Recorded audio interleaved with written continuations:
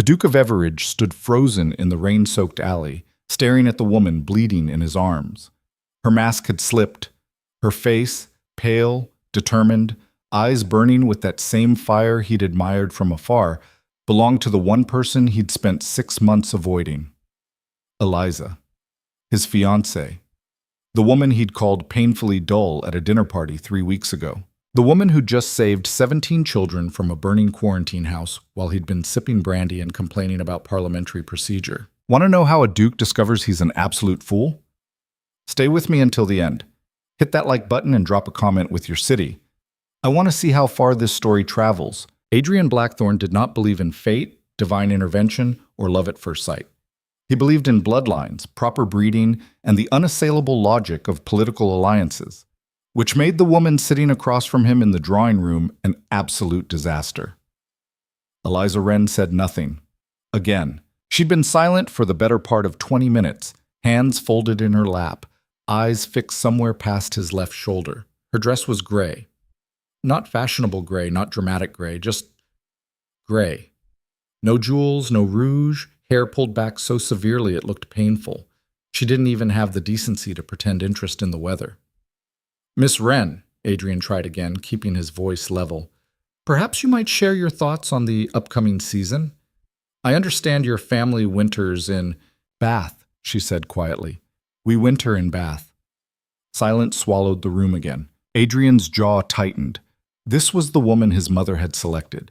This cipher, this blank page of a human being who couldn't sustain a conversation longer than 2 syllables. The merger of the Blackthorne and Wren estates would be magnificent, yes. Her father's shipping empire combined with his family's land holdings would create an economic force that could influence Parliament itself. But Christ, did she have to be so dull? "I see." Adrian stood, smoothing his waistcoat. "Well, I'm certain you're tired from your journey. Perhaps we might continue this conversation another time." Eliza rose smoothly. She was taller than he'd remembered from their first meeting, or perhaps she'd been slouching then. "Of course, Your Grace, thank you for your hospitality." That was it. No flutter of eyelashes, no coy smile, no attempt to charm him whatsoever. She simply curtsied, perfectly correct, utterly impersonal, and glided toward the door. "Miss Wren," he called after her. She paused, not turning fully. "Yes? Do you have any opinion on this engagement? Any thoughts at all?" For the first time, her eyes met his directly. They were darker than he'd noticed before, almost black in the afternoon light filtering through the windows. "I have many thoughts, Your Grace," she said, "but I suspect you're not particularly interested in hearing them." Then she was gone, leaving only the faint scent of lavender and the distinct impression that he'd just been insulted so subtly he couldn't quite prove it. Adrian poured himself a drink he didn't want and stared at the empty doorway. 6 months. He had 6 months until the wedding, and he was already contemplating whether a man could successfully fake his own death and start over in the Americas. "But she's perfect," his mother declared that evening over dinner. Adrian nearly choked on his wine. "Perfect? Mother, she barely speaks. She has all the personality of a funeral shroud." "She's demure," the Duchess corrected, cutting her pheasant with surgical precision. "She understands her place. She won't embarrass you with opinions or dramatics. The Wren girl knows how to be invisible when necessary." "She's invisible constantly. I'm not sure she actually exists when I'm not looking at her." His younger sister, Catherine, snorted into her napkin. "Perhaps she's a ghost. That would explain the complexion." "Catherine," their mother warned. "I'm serious," Adrian continued, ignoring the reproach.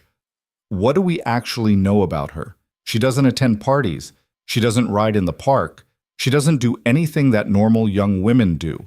For all we know, she spends her days staring at walls." "She reads," Catherine offered.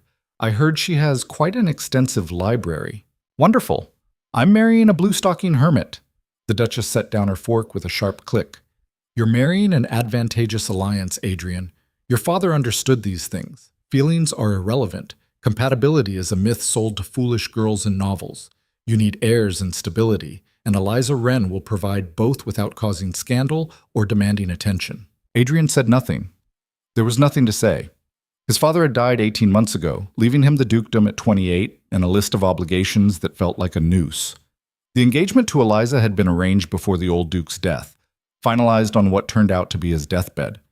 Breaking it now would be not just scandalous, but would dishonor his father's last wishes.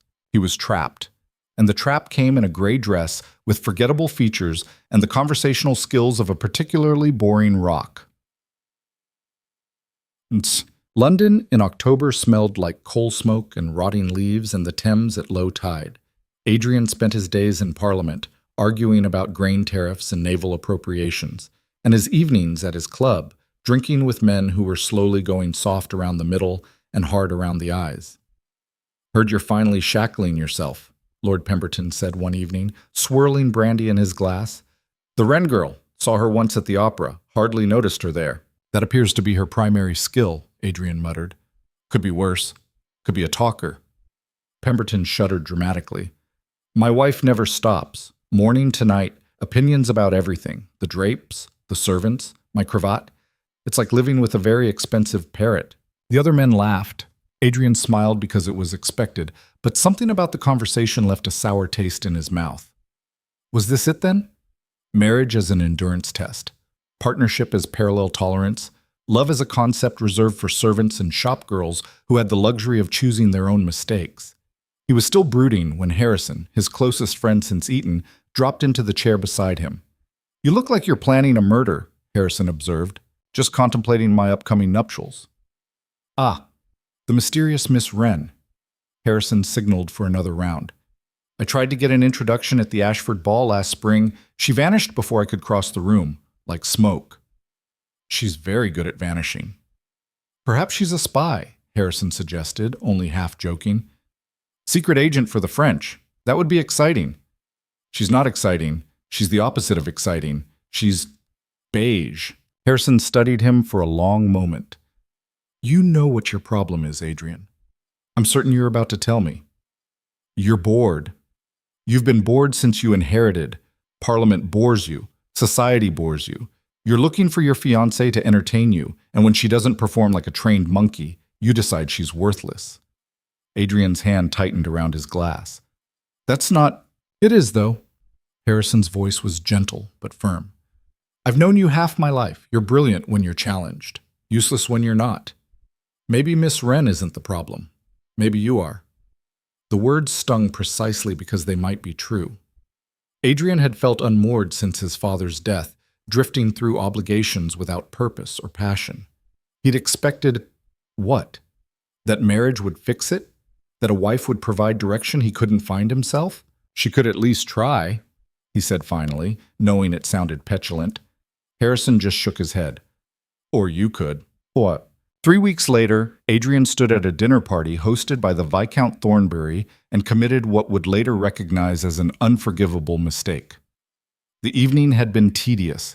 Endless courses, insipid conversation, Lady Thornbury's daughter performing a painful rendition of something allegedly by Mozart on the pianoforte. Adrian had drunk more wine than was wise, and when Pemberton cornered him near the card room asking about the wedding preparations, his tongue loosened. "Oh, the wedding will be magnificent," Adrian said, with the particular bitterness that comes from expensive alcohol and expensive obligations. "Assuming the bride manages to stay visible long enough to say her vows." Several men nearby chuckled. "That bad?" someone asked. "She's painfully dull," Adrian continued, the words flowing easier now, fueled by frustration and wine and 6 months of forced politeness. "No conversation, no charm, no presence whatsoever. I've had more stimulating interactions with the furniture." More laughter. He was performing now, and they were his audience. "Perhaps she's brilliant in private," Pemberton suggested with a wink. "I doubt she's brilliant anywhere. The woman is a void in human form. Father arranged a merger, not a marriage. I'm acquiring a shipping empire and a walking, talking absence of personality." He went on like that for perhaps 5 more minutes, each word another nail in a coffin he didn't know he was building. When he finally excused himself for more wine, he felt lighter, vindicated even. He'd said aloud what he'd been thinking for months. What he didn't see was the small figure in gray standing just beyond the doorway, her face carefully blank, her hands clenched white at her sides. Eliza Wren had arrived late with her aunt. She'd been passing the card room, heading for the retiring room, when she'd heard her name. She'd stopped. She'd listened. She'd heard every word. When she finally moved again, her steps were measured, her expression unchanged. She found her aunt, pleaded a headache, which wasn't entirely a lie, and left without drawing attention. In the carriage ride home, she sat perfectly still, watching London's dark streets roll past. Her aunt chattered about the dinner, the guests, the scandal of Lady So-and-so's new gown. Eliza made appropriate sounds at appropriate intervals. Inside, though, something cold and hard was crystallizing. She'd known Adrian didn't love her. Love wasn't part of this arrangement, but she'd hoped for basic respect, basic courtesy. The minimal kindness of privacy regarding his disappointment. Instead, he'd turned her into entertainment, a joke, the dull fiancé, the void in human form. When she reached her townhouse, she climbed the stairs to her room, dismissed her maid, and locked the door. Only then did she let her face show what she felt, not tears. Eliza Wren did not cry over men like Adrian Blackthorne, but anger, cold, clear, and absolutely focused. She crossed to her desk, pulled out paper and pen, and began writing. Not to Adrian, not to her father, but to someone else entirely, someone who would understand. The situation has become untenable, she wrote in her precise hand. I need to accelerate the timeline. How soon can we move? She sealed the letter with plain wax, no seal, nothing identifying, and set it aside for her footman to deliver in the morning. To an address she'd memorized but never written down, to a person whose name she never spoke aloud. Then she sat back and looked at herself in the mirror across the room. The gray dress, the severe hair, the carefully cultivated appearance of absolute mediocrity. It had worked perfectly. Adrian saw exactly what she wanted him to see, nothing. He had no idea who she actually was, what she actually did, where she actually went when she told her aunt she was visiting the lending library or calling on old school friends. And when he found out, not if, but when, she would enjoy watching his smug certainty crumble. But first, there was work to do. The first cases appeared in Whitechapel on a Tuesday. 3 families living in the same crumbling tenement, all presenting with fever, violent coughing, and lesions across their torsos. The parish doctor, overwhelmed and underfunded, sent word to the Royal College of Physicians. The college sent word to the Board of Health. The board sent word to Parliament. By Friday, there were 30 cases. By the following Monday, over 100. The epidemic had a name now, red fever, for the distinctive rash it produced before the patient either recovered or died. The mortality rate was roughly 1 in 3. The transmission rate was catastrophic. Parliament convened emergency sessions. Adrian found himself appointed to a crisis committee, more for his title than his expertise, though he'd actually read widely on public health reform. The meetings were chaos. Arguments about quarantine zones, debates about funding, endless procedural battles while people died in streets the committee members would never walk. We need to requisition warehouses for temporary hospitals, Adrian argued during one particularly heated session. The workhouses can't handle this volume, and the regular hospitals won't take fever cases. And where precisely do you propose we find the funds for this? Lord Ashford countered. The Treasury is already strained. We can't simply— People are dying. Adrian cut him off. Children are dying. We can debate the budget afterward. You're being emotional, Blackthorne. I'm being practical. Dead citizens don't pay taxes. The argument went nowhere. Most arguments went nowhere. Parliament excelled at discussion and failed spectacularly at action. Frustrated, Adrian began conducting his own inspections of the affected areas. Against his staff's advice, against his mother's horrified objections, he ventured into Whitechapel, Southwark, St. Giles, the rookeries and slums where the fever was spreading fastest. What he found was worse than the reports suggested. Entire buildings quarantined, their inhabitants left to die or recover without medical care, food, or clean water. Bodies wrapped in sheets, piled in courtyards because the burial grounds were full. Children begging for bread while their parents burned with fever inside. The Crown's relief efforts were a joke. Small shipments of supplies that disappeared almost immediately, stolen by landlords or sold by corrupt officials. The few honest parish doctors were drowning in cases, working until they collapsed, often succumbing to the fever themselves. Adrian returned from these trips shaken, angry, and increasingly aware of his own uselessness. His title meant nothing here. His wealth meant nothing here. He could throw money at the problem, and he did, but money alone couldn't fix infrastructure that didn't exist, couldn't replace doctors who'd died, couldn't undo decades of neglect. You look terrible, Harrison told him one evening at the club. Adrian hadn't shaved in 2 days. His clothes smelled like smoke and carbolic acid. He'd stopped attending social functions entirely. I was in Southwark today, he said flatly. An entire family dead in one room. The oldest child was 9. She'd tried to care for the younger ones after the parents died. Failed, obviously. Harrison said nothing. What could he say? We're failing them, Adrian continued. Parliament, the Crown, all of us.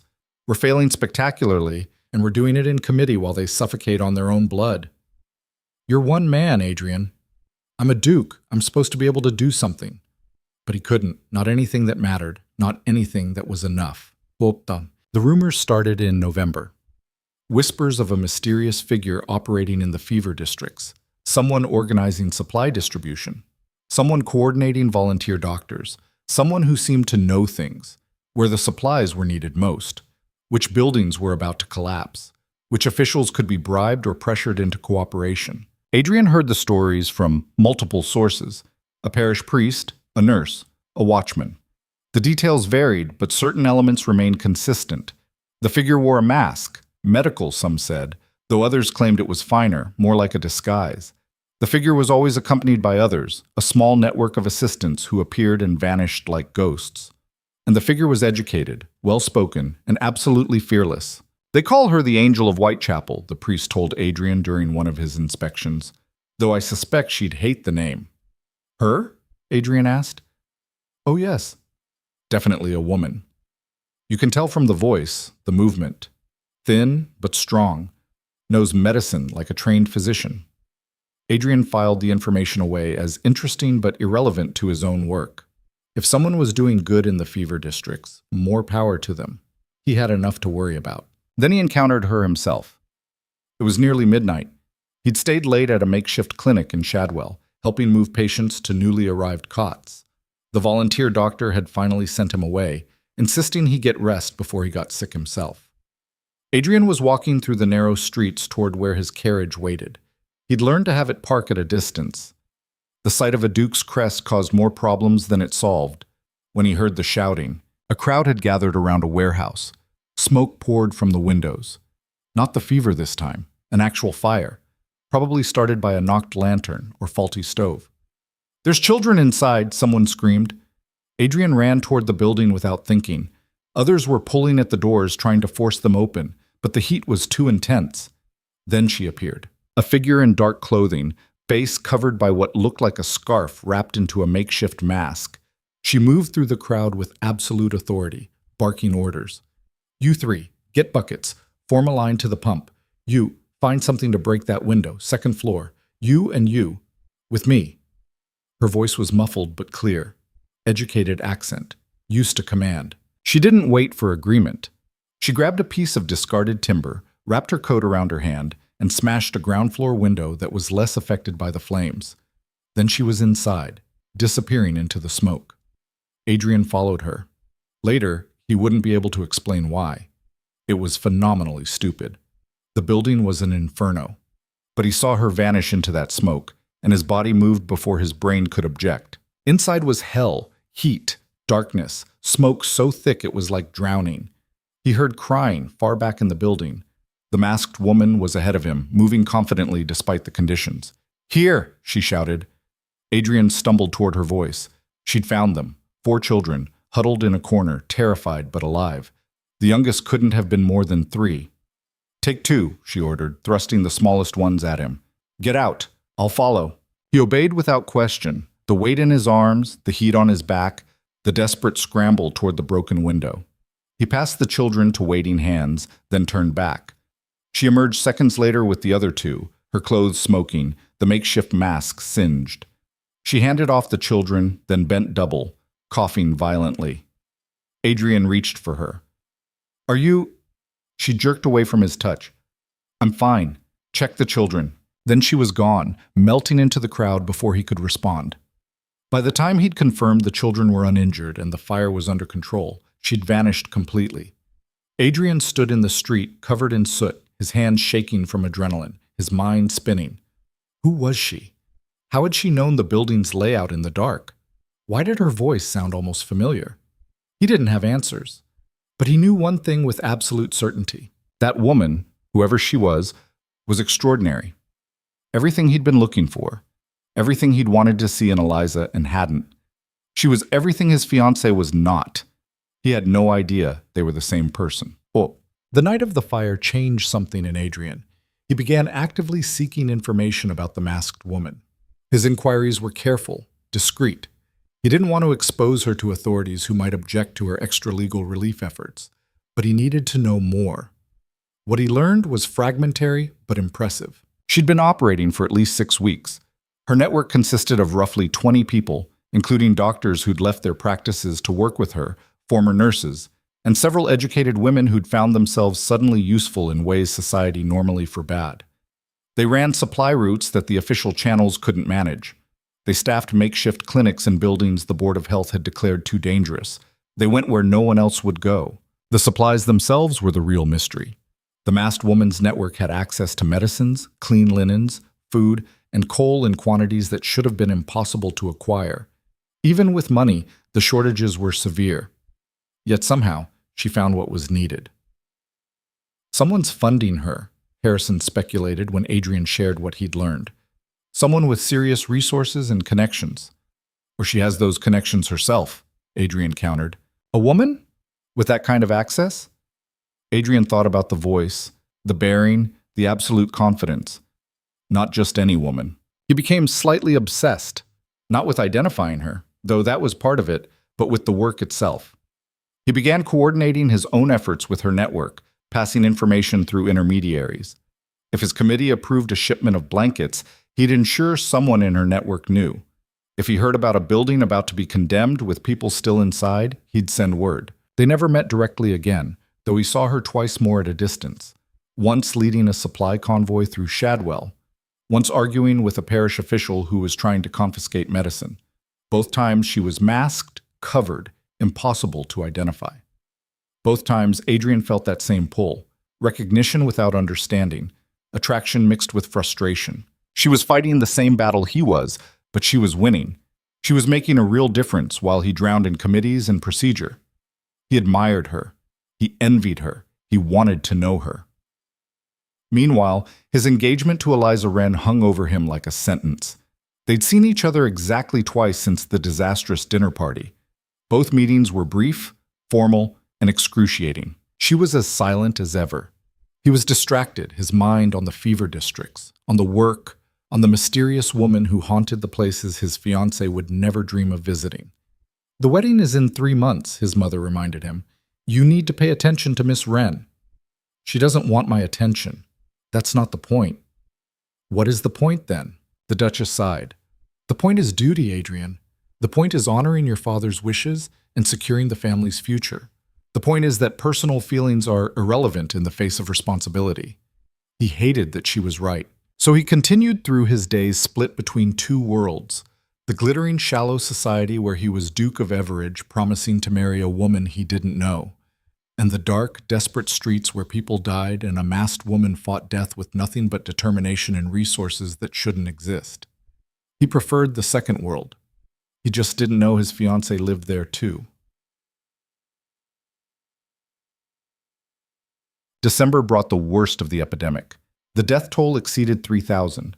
Entire streets were quarantined. The burial grounds were so full that bodies were being transported outside London's limits. Parliament was in crisis mode, though still largely ineffective. Adrian barely slept. He moved between committee meetings and the fever districts with a kind of desperate energy, trying to be useful, trying to matter. His mother had stopped objecting to his absences. Catherine watched him with worried eyes but said nothing.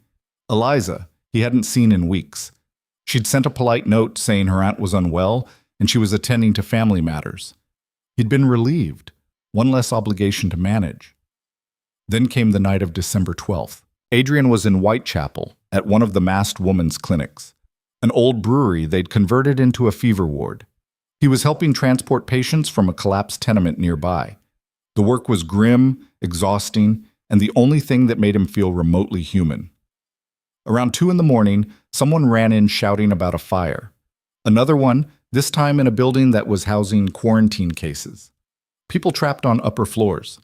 The building old, the stairs already going. Adrian grabbed his coat and ran. By the time he arrived, the building was fully involved. Flames shot from windows. The heat was incredible. A crowd had gathered, helpless, watching people die. Then he saw her. The masked woman, already moving toward the building. Not alone this time, she had 3 others with her, all similarly dressed. They were organizing a rescue attempt, working with a speed that spoke of practice. Adrian joined them without being asked. They didn't question his presence. There was no time. The next hour was a blur of smoke and heat and terror. They got people out. More than should have been possible. The masked woman moved through that burning building like she could see through the smoke, finding victims, directing rescue efforts with calm precision. Adrian was pulling a woman to safety when he heard the scream. Children. Upper floor. The stairs had just collapsed. He looked up and saw her, the masked woman, already climbing through a window, using the decorative stonework as handholds. Insane. Suicidal. He was running before he decided to move, scrambling up after her through a different window, his hand scraping against hot brick. The top floor was an oven. The children, 5 of them, orphans who'd been quarantined together, were trapped in a corner, surrounded by flames. The masked woman was already there, wrapping them in wet blankets, preparing to lower them through a window. "Take them," she shouted to Adrian, "one at a time." They worked in desperate tandem, him lowering children to waiting arms below, her shielding them from falling debris, her movements sharp despite the obvious pain from burns. The 4th child was halfway down when the floor groaned. "Go," she shouted at him. "Now!" Not without... The floor gave way. Not completely, but enough. A section collapsed, and she fell with it, landing hard 1 floor below. Adrian heard her cry out, pain, not fear. He didn't think. He jumped after her through the hole, landing badly, his ankle screaming protest. She was pinned under a fallen beam, not crushed, but trapped, and the fire was spreading fast toward them. Adrian grabbed the beam and pulled. It didn't budge. Too heavy. His hands were already blistered, his strength waning. "Leave me," she said. Her voice was tight with pain but steady. "Get the last child." "Shut up," he snapped, and pulled again. This time it moved, just enough. She dragged herself free, gasping. They got the last child and got out through a ground floor window seconds before that section of the building collapsed. They fell into the street, coughing, burned, alive. Hands pulled them away from the building. Someone was shouting for doctors. The rescued children were crying, being comforted. Adrian rolled onto his back, lungs burning, and looked at the woman beside him. She was on her side, trying to sit up. Her mask had come partially loose. The heat had melted the ties. She was reaching to fix it, to cover her face again, but her hands were shaking too badly. "Here," Adrian said, reaching to help. "Let me..." His hands froze. The mask fell away completely. And he was looking into the face of Eliza Wren, his fiancée, the void in human form, the painfully dull woman he'd mocked at dinner parties. She was the angel of Whitechapel. She was the brilliant, fearless leader he'd been half in love with for weeks. She was the woman who'd just saved 5 children and nearly died doing it. She was everything he'd wanted and everything he'd dismissed as worthless. Eliza met his eyes. Hers were dark and steady despite the pain she had to be feeling from the burns on her arms, the injuries from the fall. "Your Grace," she said quietly, "I believe we have some things to discuss." Then her eyes rolled back and she collapsed. Adrian caught her as she fell, his mind a white noise of shock and realization and dawning, horrified understanding. He'd been blind, completely, arrogantly blind. And now, holding the woman he'd so thoroughly underestimated as she bled in his arms, he understood exactly what he'd lost before he'd ever had the chance to find it. The city burned around them, and Adrian Blackthorne finally saw clearly. Someone was screaming for a doctor. Adrian couldn't tell who. Everything had gone sharp and bright and wrong, the weight of Eliza unconscious in his arms, blood seeping through the burned fabric of her sleeve, her face slack in a way that terrified him more than the collapsing building had. "Move! Move!" A woman shoved past him, one of the volunteers from Eliza's network. She dropped to her knees beside them, already assessing injuries with practiced hands. Burns on her arms, Possible head trauma from the fall. We need to get her to the clinic, now. Adrian tried to stand, found his ankle wouldn't support his weight properly. I can carry her. You can barely stand. Another volunteer appeared, a burly man Adrian vaguely recognized from previous rescues. I've got her. You follow if you can. They lifted Eliza with surprising gentleness and started moving. Adrian limped after them, his mind still reeling, refusing to process what he'd just learned. The streets blurred, voices shouted around him, coordinating efforts, calling for more water, counting the rescued. The machinery of crisis continuing regardless of his personal catastrophe. The clinic was chaos.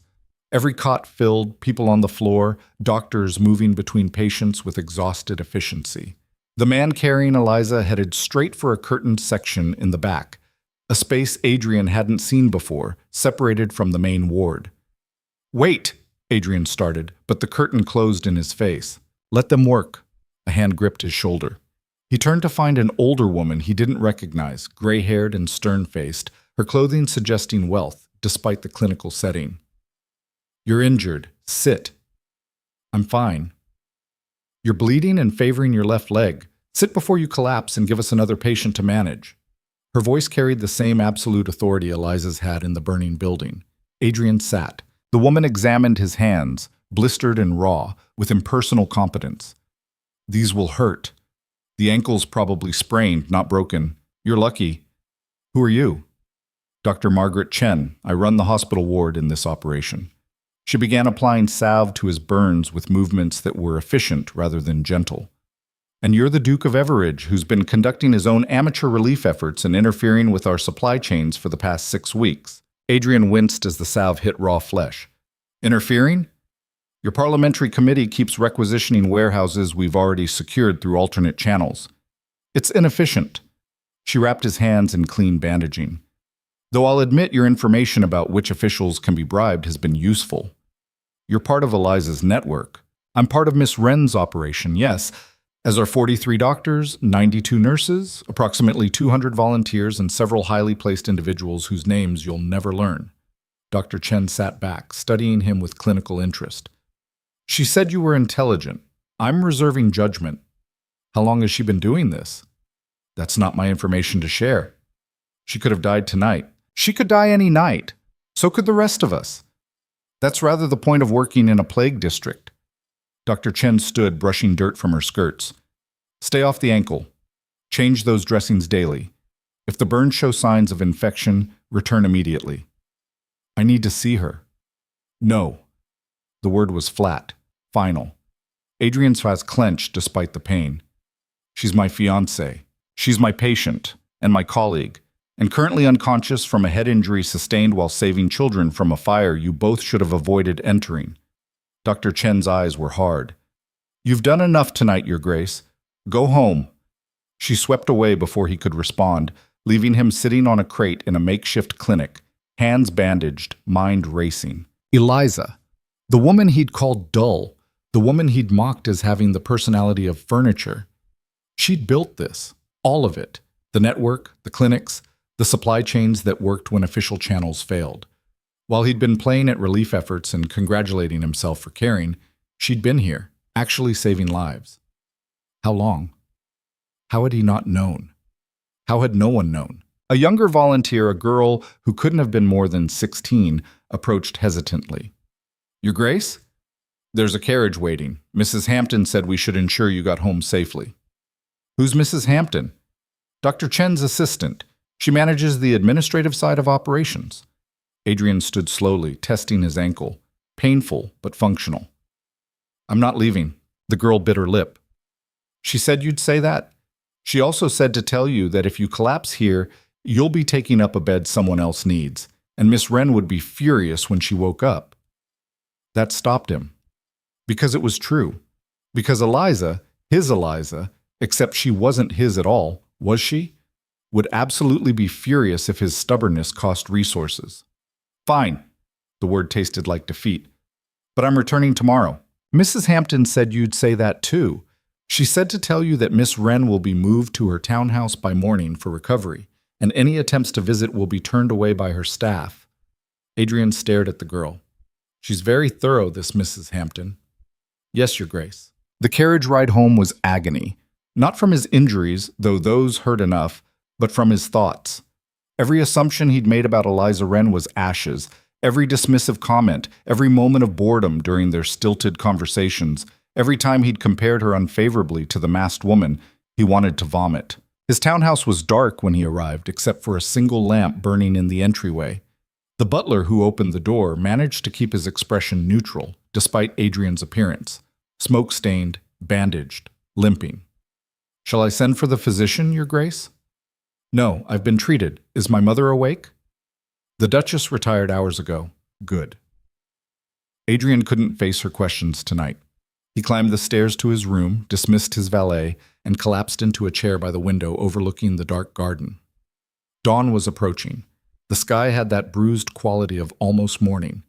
In a few hours, all of London would wake up and continue pretending the fever districts didn't exist unless absolutely forced to acknowledge them. And Eliza would wake up in her townhouse, injured and probably in pain, and she'd continue running her network because that's what she did. That's who she was. Who she'd always been while he'd been too blind and arrogant to see it. Adrian stayed in that chair until full daylight, watching the sky change colors, trying to understand how he'd been so catastrophically wrong about everything. He sent a note before breakfast, formal, polite, requesting permission to call on Miss Wren to inquire about her health. The response came within an hour, equally formal and devastatingly polite.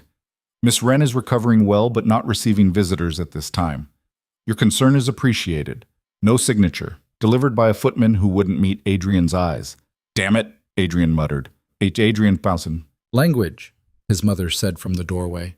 She swept into the breakfast room, already dressed for morning calls, her face pinched with disapproval. "Where were you last night? Catherine said you never came home." "I was in Whitechapel. There was a fire." "You're going to get yourself killed in those wretched slums." Eliza was there. That stopped her. The Duchess froze with her teacup halfway to her lips. "I beg your pardon?" "Eliza Wren, my fiancée. She was at the fire. In it, actually, saving children." Adrian kept his voice level with effort. "She runs a relief network. Has been for months, apparently.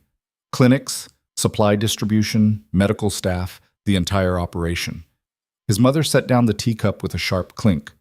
"That's absurd." "I saw her. Spoke with her doctors. She was injured last night. Burns, possible concussion. She's currently refusing to see me. This is clearly some kind of misunderstanding. Eliza Wren is a quiet, demure girl from a respectable family. She doesn't run anything, least of all operations in fever districts." "She's brilliant," Adrian said quietly, "and brave. And I've been a complete fool." The Duchess studied him for a long moment. "What exactly happened last night?" He told her. Not everything, not his months of admiring the masked woman, not the full extent of his dismissive comments about Eliza, but enough. The fire, the rescue, the revelation. When he finished, his mother was silent. Then, "You're certain it was her?" "Absolutely certain." "And she's refused your visit?" "She has." Another long silence. The Duchess picked up her teacup again, sipped delicately. "Then you've thoroughly offended her somehow. Young women don't refuse concerned visits from their fiancés without reason." Adrian thought about the dinner party, about calling Eliza dull, painfully boring, a void in human form, about performing his disappointment for an audience while she'd stood just beyond the doorway, listening to every word. "Yes," he said. "I imagine I have." "What?" Parliament reconvened that afternoon for another crisis session. The fever death toll had reached 3,200. 2 more districts had been quarantined. The Treasury was screaming about costs while people screamed about dying, and the committee members screamed at each other about jurisdiction and procedure and everything except actual solutions. Adrian sat through it with mounting fury. "The current relief efforts are insufficient," he said when he could finally force his way into the debate. "We need to expand medical facilities immediately, requisition more buildings, recruit more staff, establish proper supply chains." "We've been over this, Blackthorne." Lord Ashford sounded bored. "The costs are prohibitive. The costs of failure are corpses. Thousands of them." "Your emotional appeals are noted, but impractical. There's already a network operating successfully in Whitechapel and Southwark, Adrian interrupted. Private initiative.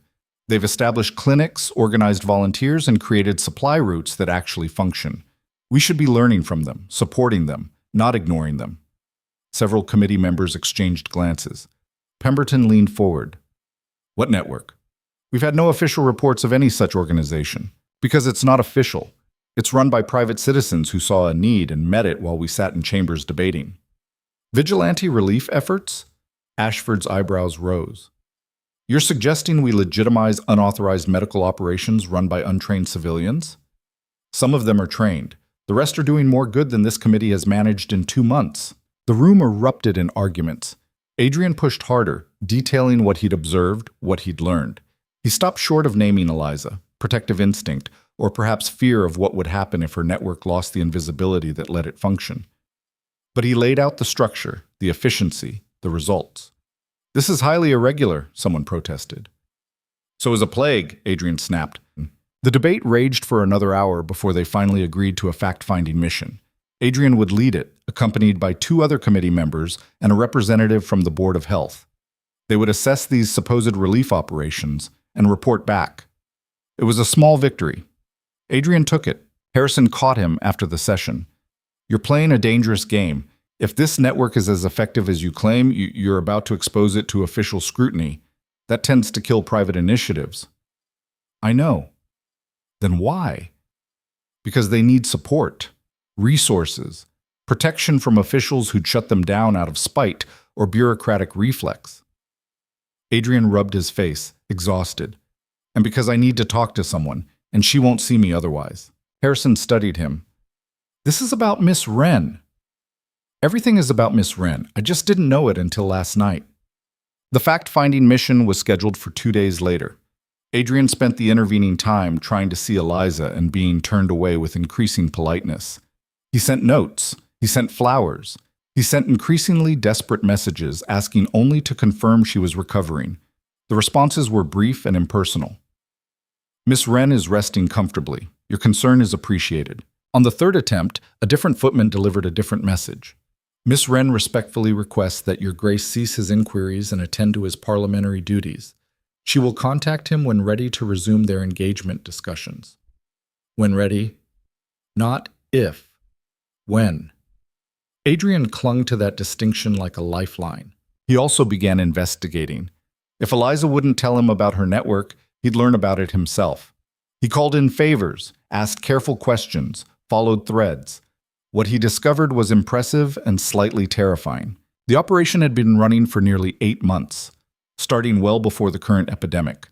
Initially focused on general poverty relief in the rookeries, it had pivoted to fever response when the outbreak began.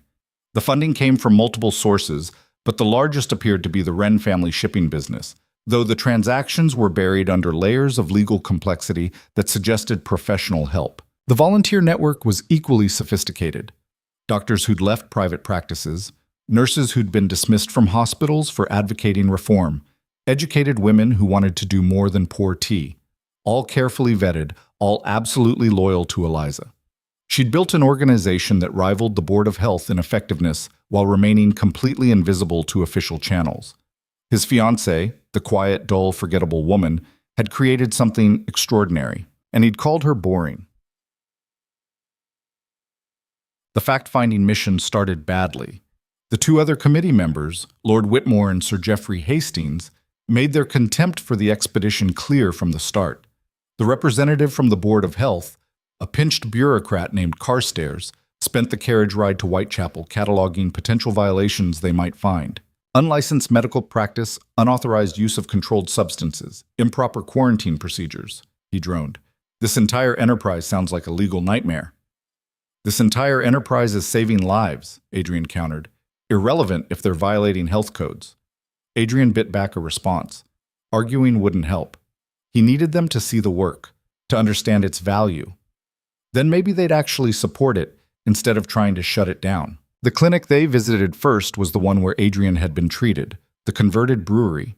In daylight, it looked even more makeshift than he'd realized. Rough wooden partitions separated patient areas. The supplies were organized with military precision, but stored in crates and barrels. The whole operation screamed temporary, improvised, desperate. But it worked. Dr. Chen met them at the entrance, her expression neutral. "Gentlemen, welcome to St. Anne's Relief Station." "You've named it?" Whitmore sounded amused. "Everything should have a name. It helps people remember where to come for help." She gestured them inside.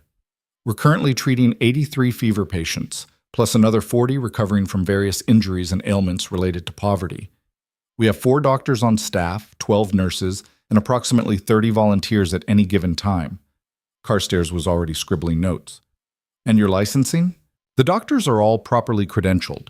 The nurses are experienced, though some have been dismissed from other positions for various reasons. The volunteers receive training before working with patients." "Various reasons," Carstairs repeated. "Such as?" "Such as advocating for better patient care, refusing to ignore obvious suffering, and generally being inconvenient to hospital administrators who prefer profit to healing." Dr. Chen's voice was sweet poison. "Shall I give you the tour, or would you prefer to stand in the doorway taking notes about technical violations while people die in the background?" Adrian hid a smile. Dr. Chen was magnificent. The tour was thorough and deliberately impressive. Dr. Chen showed them everything: patient wards, supply storage, the kitchen where volunteers prepared meals for those too sick to feed themselves. She introduced them to patients who'd recovered, to volunteers who explained their training, to doctors who detailed their treatment protocols. Whitmore and Hastings remained skeptical, but said little. Carstairs continued his note-taking with grim determination, clearly building a case for shutdown. Then they reached the administrative office, a cramped space in what had been the brewery's counting room. Mrs. Hampton was there, surrounded by ledgers and correspondence, managing logistics with calm efficiency. "Our supply chain," Dr. Chen explained, "relies on donated goods from sympathetic merchants, discounted medicines from manufacturers who believe in our mission, and direct purchases funded by private donations. Mrs. Hampton coordinates all of it." "Who provides these donations?" Carstairs demanded. "Various benefactors who prefer to remain anonymous." "That's highly irregular." "So is your Board of Health's complete failure to manage this crisis," Mrs. Hampton said, without looking up from her ledgers. "We don't question your funding sources. Please extend us the same courtesy." Adrian was starting to understand why Eliza's network functioned so well. She'd surrounded herself with competent people who didn't tolerate nonsense. "I'd like to speak with whoever runs this operation," Whitmore said. "This mysterious benefactor funding everything." "That won't be possible today," Dr. Chen replied smoothly. "Why not?" "Because she's recovering from injuries sustained while saving 5 children from a burning building 3 nights ago." Dr. Chen's voice hardened. "Perhaps you read about it in the papers, the fire in Whitechapel. Though I doubt any papers mentioned that the children survived because a woman ran into a collapsing building to pull them out." Silence. Carstairs stopped writing. "We'll need to speak with her eventually," he said. "Eventually, yes. Today, no." Dr. Chen turned to Adrian. "Your Grace, you've seen our operation. Do you have questions?" It was a test. Adrian understood that immediately. Dr. Chen was asking if he'd support them or join the bureaucrats in tearing down what Eliza had built. "Just one," he said. "What do you need most urgently?" Dr. Chen's expression softened slightly. "Everything. But if I had to prioritize? More morphine for pain management, clean linens, and permission to requisition the empty warehouse on Dorset Street before some other official agency claims it for storage they'll never use." "The Dorset Street warehouse is already tagged for parliamentary use," Carstairs objected. "Then untag it," Adrian said. "These people will actually use it. You can't simply—" "I can recommend it to the committee, which I will." Adrian met Dr. Chen's eyes. "And I'll arrange the morphine shipment by week's end." "Your support is appreciated, Your Grace." The tour continued. They saw 2 more clinics, a supply depot, and a coordination center where volunteers received assignments. By the end, even Whitmore looked grudgingly impressed. "It's irregular," he admitted as they climbed back into the carriage. "But effective." "It's a lawsuit waiting to happen," Carstairs muttered. "It's the only thing standing between thousands of people and death," Adrian said flatly. "We should be supporting it, not investigating it." The return journey was tense. Adrian knew he'd won no allies in Whitmore or Hastings, but he'd planted doubt about shutting the operation down. That was something. When they reached Westminster, Carstairs turned to him. "I'll need to file a full report. including concerns about funding sources and the identity of the person running this network. File whatever you need, Adrian said. But remember that closing down the only functioning relief system in the fever districts would be political suicide, and the papers love a good story about bureaucrats choosing rules over lives. Carstairs' face went red. Are you threatening me? I'm reminding you that public opinion matters. These people are heroes. The Board of Health, less so. He left before Carstairs could respond, suddenly exhausted. The day had taken everything out of him. All he wanted was to go home, sleep for a week, and wake up in a world where he hadn't spent months being terrible to the woman he was supposed to marry. Instead, he went to Eliza's townhouse. The butler who answered tried to turn him away. Adrian had expected this. Tell Miss Wren that I've just returned from a fact-finding mission examining her relief network, he said. Tell her that Carstairs from the Board of Health plans to file a report that could shut everything down. Tell her I need 5 minutes to explain what's coming. The butler hesitated, then nodded and disappeared inside. Adrian waited in the cold evening air, his hands, still bandaged, throbbing. He'd probably reopened some of the blisters during the day's activities. Dr. Chen would be furious if she found out. The door opened again. Not the butler this time. Eliza. She wore a simple dress, dark blue, not gray for once. Her left arm was bandaged from wrist to elbow. There was a bruise along her jaw he hadn't noticed in the chaos of the fire. But her eyes were clear and steady and utterly unreadable. Your Grace, she said quietly, I believe I requested you cease your inquiries. This isn't an inquiry, it's a warning. Adrian kept his voice level. Carstairs is going to recommend an official investigation into your network. He wants to know your funding sources and establish oversight. I see. Her expression didn't change. And you told him what exactly? Nothing. I protected your identity, but he's not stupid. He'll figure it out. Then I'll deal with it when he does. Eliza. Miss Wren, she corrected. Cold, distant. It hurt worse than the burns. Miss Wren, please, can we talk? We are talking. About the fire. About your work. About the fact that I've been... He stopped, searching for words that wouldn't sound like the pathetic excuses they were. I didn't know. No, you didn't. Something flickered in her eyes. Anger, maybe, or bitter amusement. Because you never asked. You looked at me and saw exactly what you expected to see. Nothing. I was wrong. Yes, you were. The words hung between them. Adrian wanted to say more, to explain, to apologize properly. But Eliza's face was a mask, and he was suddenly terrified that anything he said would make things worse. The committee is meeting tomorrow, he said instead. I'm going to recommend full support for your network, funding, supplies, official protection. But that means exposure. You won't be invisible anymore. I was never invisible, Your Grace. I was simply ignored. There's a difference. Eliza straightened despite what had to be considerable pain from her injuries. Thank you for the warning. Was there anything else? Yes. 1,000 things. I'm sorry. I was blind. I want to understand. I need to know how I fix this. No, he said. Nothing else. She nodded and stepped back. The door began to close. Eliza, she paused. You were extraordinary. In that fire. You are extraordinary. I should have seen it before. For a moment, something softened in her face. Then it was gone, locked away behind that perfect mask of courtesy. Good evening, Your Grace. The door closed. Adrian stood there in the dark, staring at painted wood, feeling like he'd just lost something precious he'd never properly held. Behind him, a carriage clattered past, London continuing, indifferent to personal catastrophes. Somewhere in the fever districts, people were dying. Somewhere, Eliza's volunteers were working through the night to save them. And Adrian was standing on a doorstep, finally understanding what it meant to want something you'd already destroyed.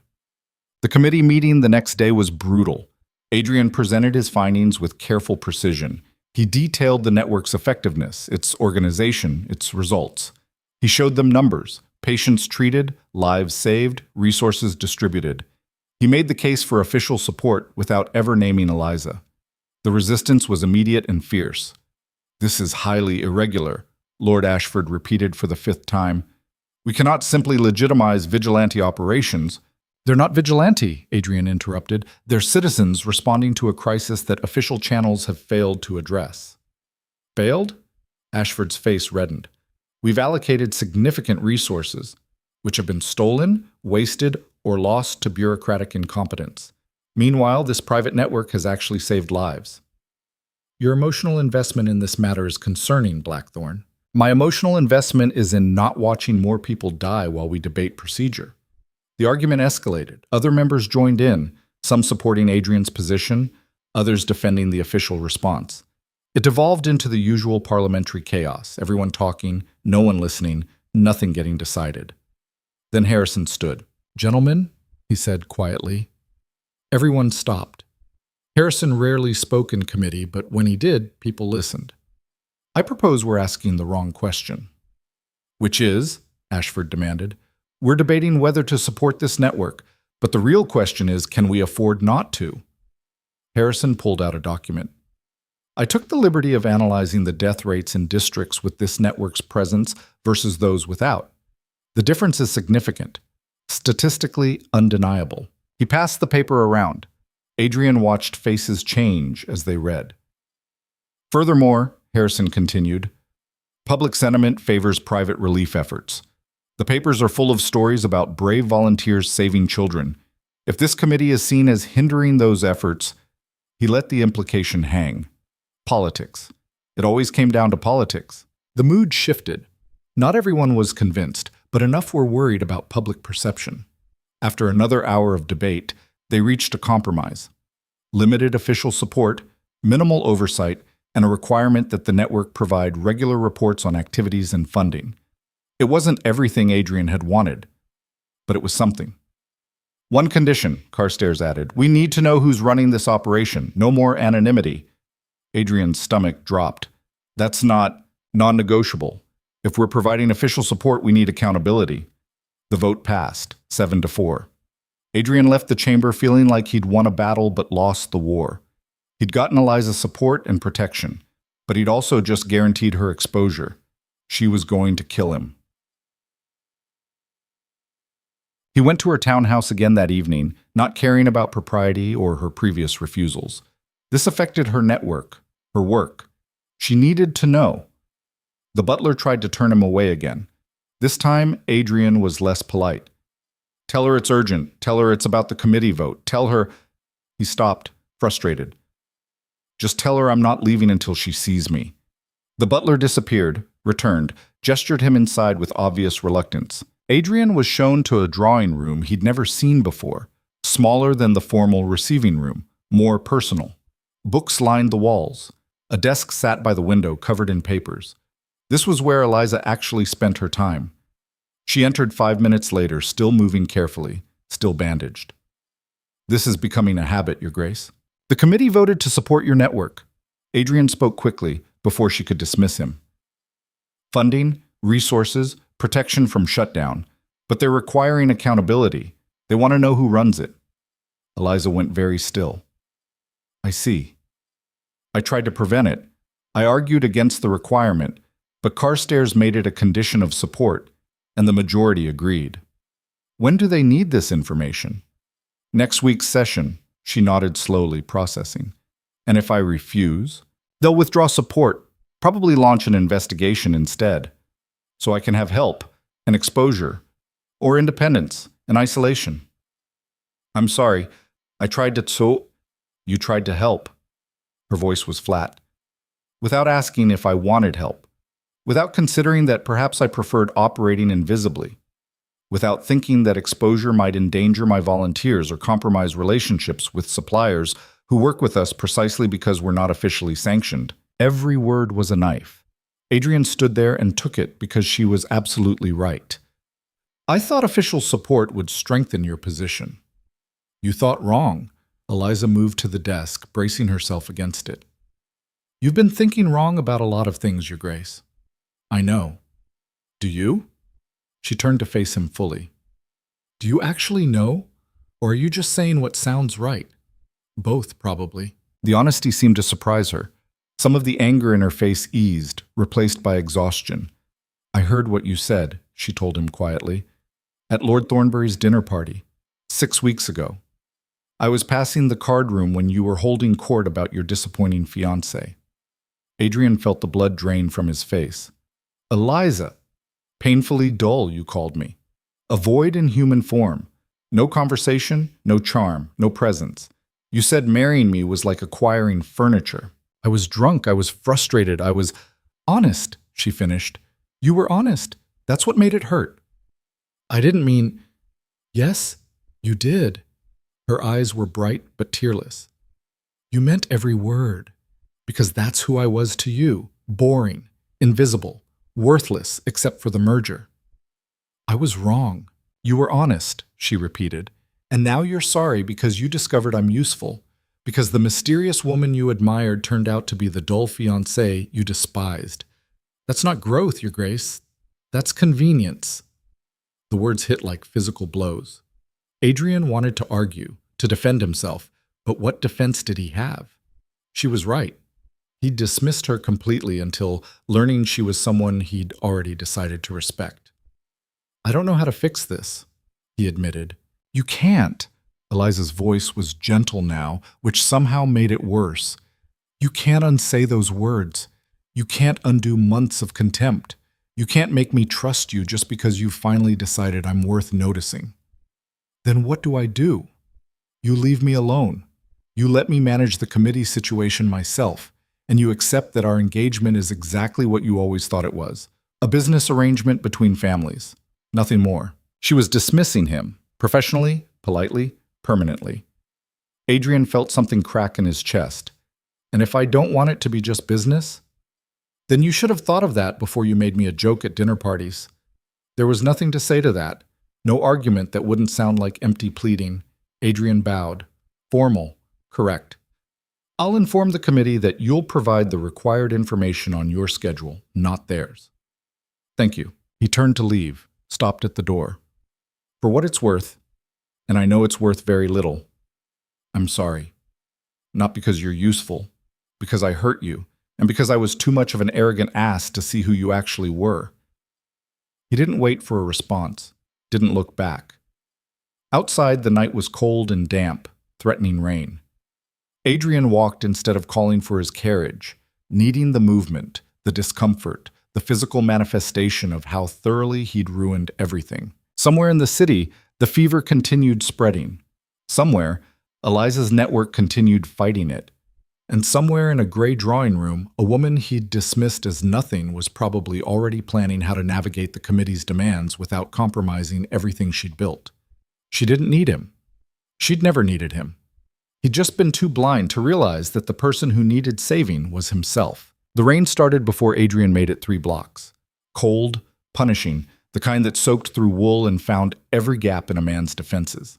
He kept walking anyway, hands shoved in his pockets, ignoring the stares of better-sheltered pedestrians who recognized a duke wandering the streets like a madman. He'd just been too blind to realize that the person who needed saving was himself. The words circled his mind with the rhythm of his footsteps. When had he become this? When had arrogance calcified into his default setting? His father had been proud, yes, but never cruel, never dismissive of those he didn't understand. Adrian had inherited the title and somehow decided that meant his opinions mattered more than evidence, that his first impressions were gospel, rather than the limited perspective of a man who'd never had to look beyond his own narrow world. Eliza had looked. She'd seen suffering and responded with action while he'd been performing concern at dinner parties. The walk took him past Westminster, through streets that grew progressively rougher, until the grand buildings gave way to cramped shops and residential quarters that housed people who actually worked for their living. By the time he finally stopped, he was in Southwark, standing outside a building he'd visited during his early relief efforts, a church that had converted its basement into a temporary shelter. He wasn't sure why he'd come here, penance maybe, or the need to be somewhere that mattered, even if he didn't. The vicar was coming up the steps as Adrian approached. Father Michael, a younger man with tired eyes and ink-stained fingers from writing endless petitions for aid that rarely came. Your Grace. Surprise, but not displeasure. Bit far from Westminster. I was walking. In this weather? Father Michael studied him more carefully. You look terrible. I feel worse. Well, come inside before you drown standing up. The church was cold but dry. The vicar led him to a small office barely large enough for a desk and 2 chairs. He poured something from a flask into 2 cups, weak tea laced with something stronger. "Drink, you're shivering." Adrian wrapped his bandaged hands around the cup, letting the warmth seep through the wrappings. "How many people are you sheltering now?" 43 as of this morning. Mostly families from quarantine buildings that collapsed. We're beyond capacity. Father Michael sipped his own tea. "Though I hear conditions are better in areas where that mysterious relief network operates." Not so mysterious anymore. Parliament's forcing them to identify their leadership. Ah. So the bureaucrats found something working and decided to strangle it with oversight. I tried to prevent it. I'm sure you did. But trying isn't succeeding, is it? The bluntness was oddly comforting. No platitudes, no careful political language. Just truth. "The woman running that network," Adrian said slowly, "she's my fiancée." Father Michael's eyebrows rose. "Eliza Wren. You know her?" "Everyone in relief work knows her, or knows of her anyway. She keeps her identity quiet, but word spreads." The vicar leaned back. "She funded our shelter, sent medical supplies when the parish couldn't afford them, arranged for doctors to visit weekly, never asked for recognition, never made demands, just helped. While I sat in committees and debated." "You're being hard on yourself." "Not hard enough." Adrian set down the cup. "I called her dull, boring, a void in human form, to a room full of people, like it was entertainment." Father Michael winced. "That's unfortunate." "She heard me." "Ah." They sat in silence for a moment. Outside, the rain intensified, battering the windows. "You want my advice?" Father Michael asked finally. "I doubt I deserve it, but yes. Stop trying to fix things with her. You can't. Not yet. Maybe not ever." The vicar's voice was gentle but firm. "What you can do is fix yourself. Figure out why you're a man who values surface over substance, why you needed someone to be useful before they were worthy of respect. Work on that. Then maybe you'll be someone worth forgiving. And in the meantime, support her work without making it about earning her regard.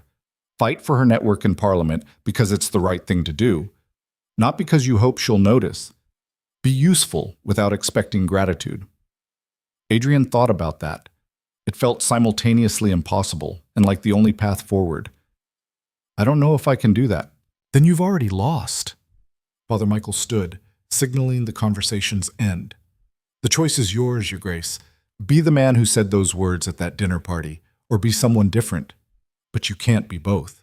The next morning, Adrian attended a parliamentary session with a splitting headache and a new resolve. The debate about the relief network had been moved up, presumably because Carstairs wanted to press his advantage. "The question before us," Lord Ashford began, "is not whether to support private relief efforts, but how to ensure proper oversight and accountability." Adrian listened to the familiar arguments circle.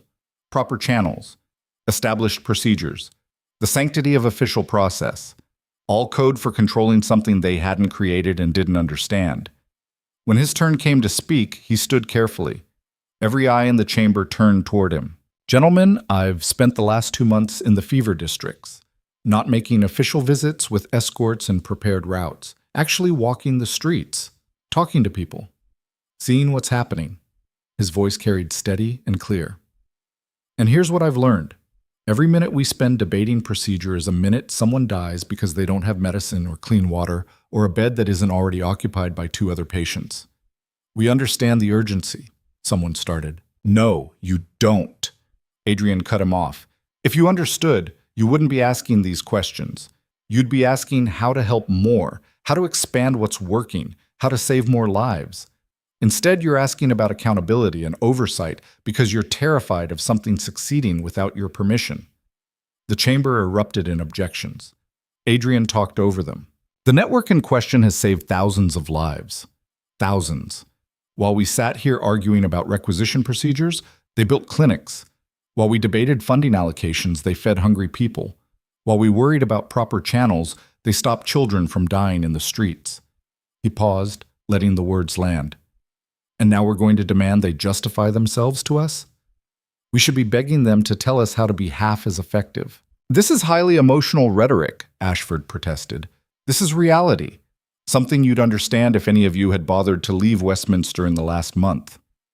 And you have superior knowledge because, Carstairs' voice dripped disdain, because I've been there. Because I've seen both the official response and the private one, and the difference is staggering.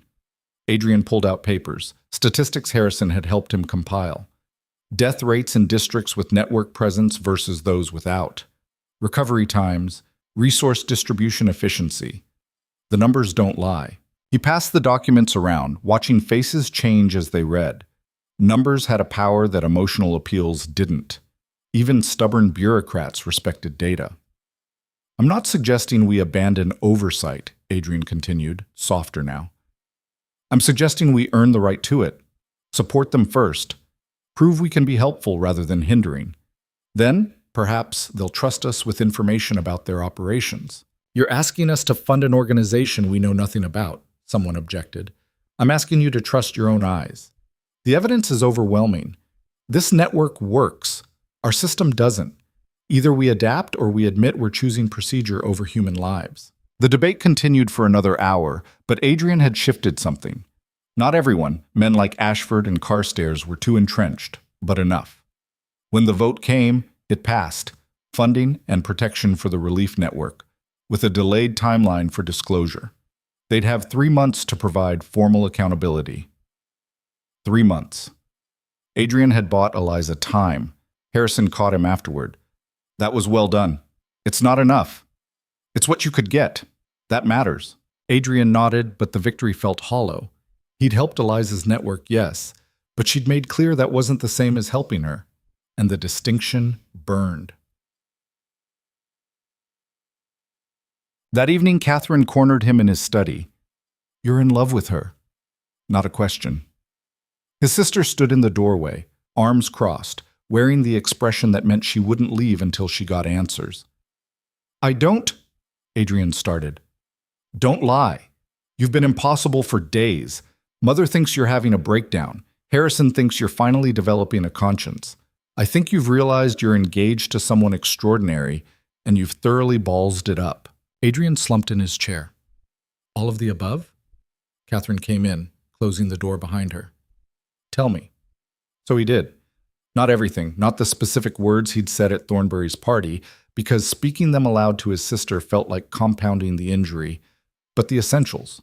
Eliza's network, the fire, the revelation, his catastrophic blindness. I've met her exactly 4 times, Catherine said when he finished. She seemed quiet, reserved. I thought she was shy. She's not shy, she's strategic. She lets people underestimate her, and then she does impossible things while they're not paying attention. And you underestimated her spectacularly. Yes, Catherine was quiet for a moment, thinking. You know what's strange? I remember the announcement of your engagement. Eliza sent me a note, welcoming me as a future sister. It was short, but kind. Personal touches. She'd heard I liked botanical illustration and recommended an artist I should commission. Most women in her position would have sent generic pleasantries. She actually paid attention. Adrian felt something twist in his chest. What did you send back? Generic pleasantries. Catherine's expression was rueful. I was busy with the season. I didn't think it mattered. She was just Adrian's boring fiancée. She's not. I know that now. But I didn't look beyond the surface either. His sister sat across from him. Which means you're not the only one who failed her. We all did. Society decided she was dull because she didn't perform for us, and we accepted that judgment without question. That doesn't excuse what I said. No, but it explains why you said it. Catherine leaned forward. Adrian, you've spent your entire life being told your opinions matter more than other people's realities, that your title makes you wise, that being born to privilege means you're qualified to judge everyone else. Father believed it. Mother certainly believes it. And you absorbed it without questioning. That's not a defense. It's an explanation. And explanations matter if you want to change. She paused. Do you want to change? Did he? The old Adrian, the one from 2 weeks ago, would have been insulted by the question. Now? I don't know who I am if I'm not that person, he admitted. Then maybe it's time to find out. The epidemic worsened before it got better. By late December, the death toll exceeded 5,000. New districts were quarantined daily. The hospitals were war zones, the temporary clinics overwhelmed, the burial grounds running out of space. Eliza's network expanded frantically to meet demand, opening new facilities, recruiting more volunteers, burning through resources faster than they could be replaced. Adrian threw himself into the work with something approaching desperation. He leveraged every connection, called in every favor, bullied reluctant suppliers into donating goods. He spent his days in Parliament fighting for funding and his nights in the fever districts doing whatever needed doing, moving supplies, transporting patients, helping overwhelmed doctors with tasks that didn't require medical training. He didn't see Eliza, not directly, but he saw evidence of her everywhere. The organizational systems, the supply routes, the quiet efficiency that kept chaos from becoming total collapse. She was the invisible hand making everything function, and he marveled at her daily. Dr. Chen became his primary point of contact with the network. She was initially suspicious of his involvement, but gradually warmed as he proved reliable. "You're different than I expected," she told him one night while they inventoried medicine at a Southwark clinic. "Different how?" "Actually useful. Most aristocrats who visit the fever districts want to feel good about themselves. You seem to genuinely want to help." "I'm trying to be less terrible," Adrian said. "Well, it's working, marginally." But she smiled slightly. "Miss Wren will be pleased about the parliamentary funding. It'll allow us to establish permanent facilities instead of these temporary arrangements." "How is she?" The question escaped before Adrian could stop it. Dr. Chen's expression shuddered. "Recovered, working too hard as usual. She sends her regards." She didn't, but Adrian appreciated the polite fiction. He tried to respect Eliza's boundaries, tried not to ask about her, not to maneuver for encounters, not to make his help conditional on her attention. Most days he succeeded. Some days the wanting felt like a physical ache, not for recognition or forgiveness, but just to see her, to talk to her, to understand the woman he'd dismissed so thoroughly. Then came the night everything changed. January 3rd, a Tuesday.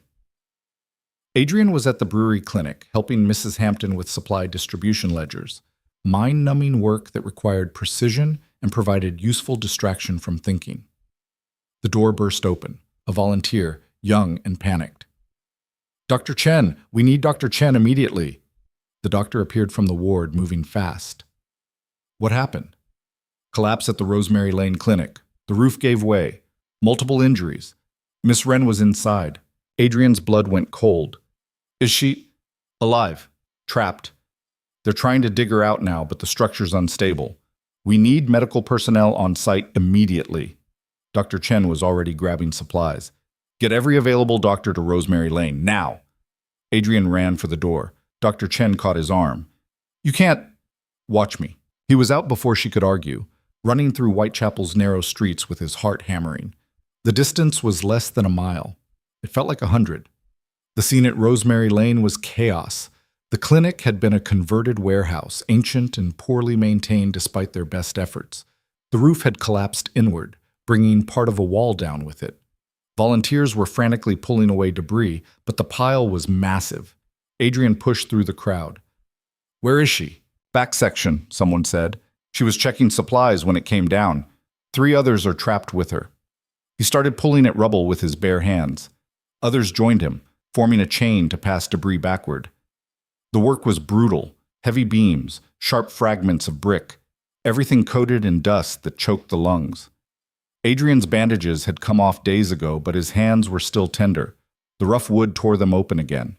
He didn't care. "Carefully!" someone shouted. "The rest could come down any second." They worked anyway. What choice was there? After what felt like hours, but was probably 20 minutes, they broke through to a pocket. Adrian shone a lantern into the gap. 3 volunteers, bloodied but conscious, huddled in a space barely large enough to hold them.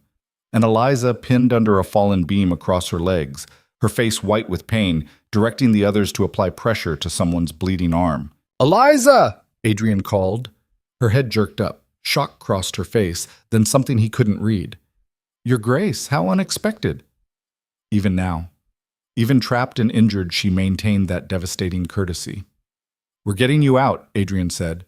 See to the others first. Martin's arm is bad. He needs immediate attention. Eliza.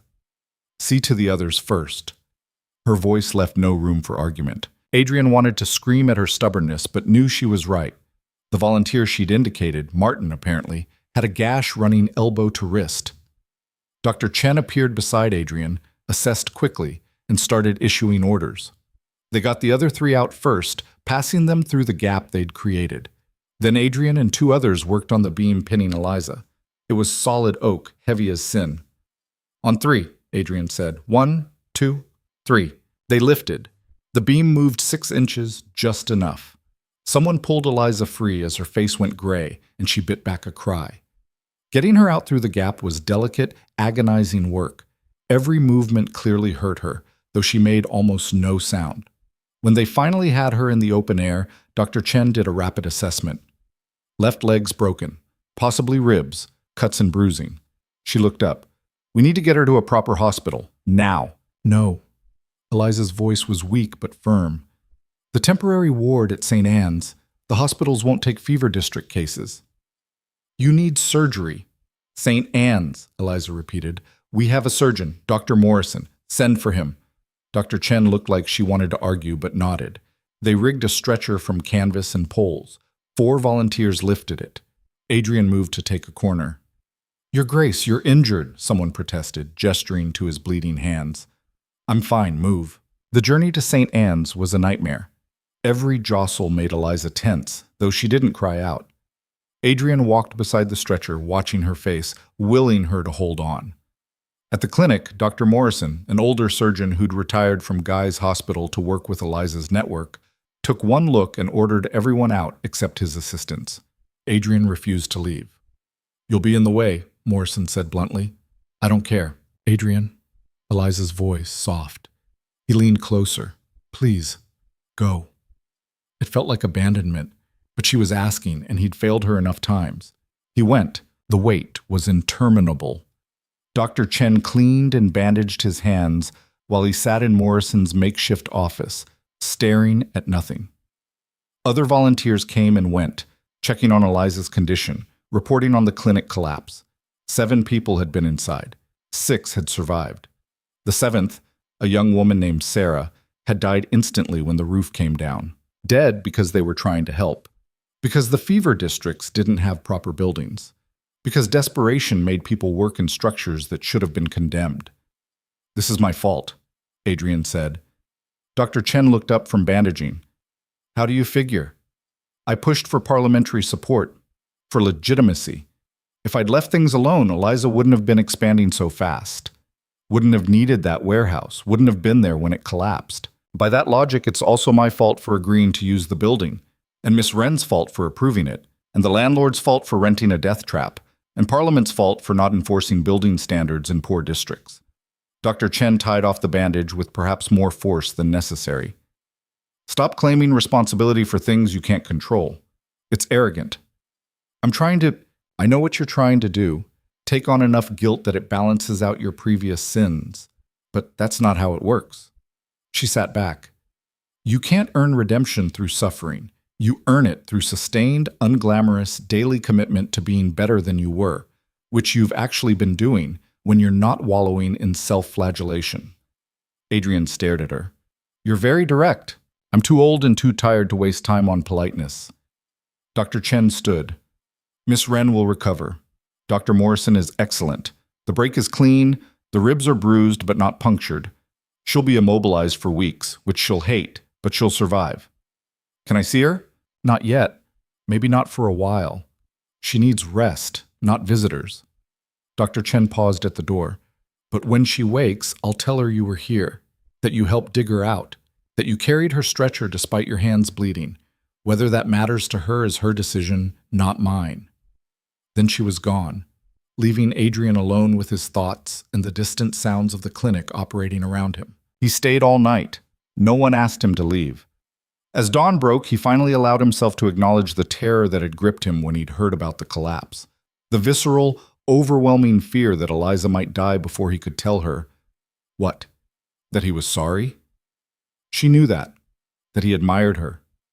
She didn't care that he loved her. The realization hit him like a physical blow. He loved her. Not the mysterious masked woman he'd imagined, not the useful organizer who made him look good politically. Her, Eliza Wren. The woman who built networks instead of social connections, who saved children from burning buildings, who maintained devastating courtesy even while pinned under debris. He loved her completely, and she had every reason to never trust him again. Eliza woke on the second day. Adrian heard from one of the volunteers who'd been sitting with her. He sent a note asking if he could visit. The response came from Mrs. Hampton, not Eliza. Miss Wren appreciates your concern but is not receiving visitors at this time. He tried again 3 days later. Same response. A week passed. The epidemic showed signs of finally cresting. New cases were declining, death rates dropping. The network's efforts, combined with the belated parliamentary support, had created enough infrastructure to manage the crisis. It wasn't over, but the worst had passed. Adrian continued working in the fever districts, helping where he could, avoiding the clinic where Eliza was recovering because he couldn't bear being so close and so separated. Then, 10 days after the collapse, Mrs. Hampton appeared at his townhouse. Your Grace. She was as professionally neutral as ever. Miss Wren would like to see you, if you're available. Adrian was moving before she'd finished speaking. Now? If convenient. It's convenient. The carriage ride felt endless despite being less than 20 minutes. Mrs. Hampton sat across from him, silent and evaluating. How is she? Adrian asked finally. Healing, frustrated, making everyone's lives difficult because she's not allowed to work. A slight smile. So, fairly normal. They reached Eliza's townhouse. Mrs. Hampton led him not to the formal drawing room but to a smaller sitting room on the second floor. Eliza was there, propped on a chaise with her splinted leg elevated, papers spread around her like defensive fortifications. She looked terrible. Too pale, too thin, dark circles under her eyes, and absolutely beautiful. Your Grace. She set down the paper she'd been reading. Thank you for coming. You called. I came.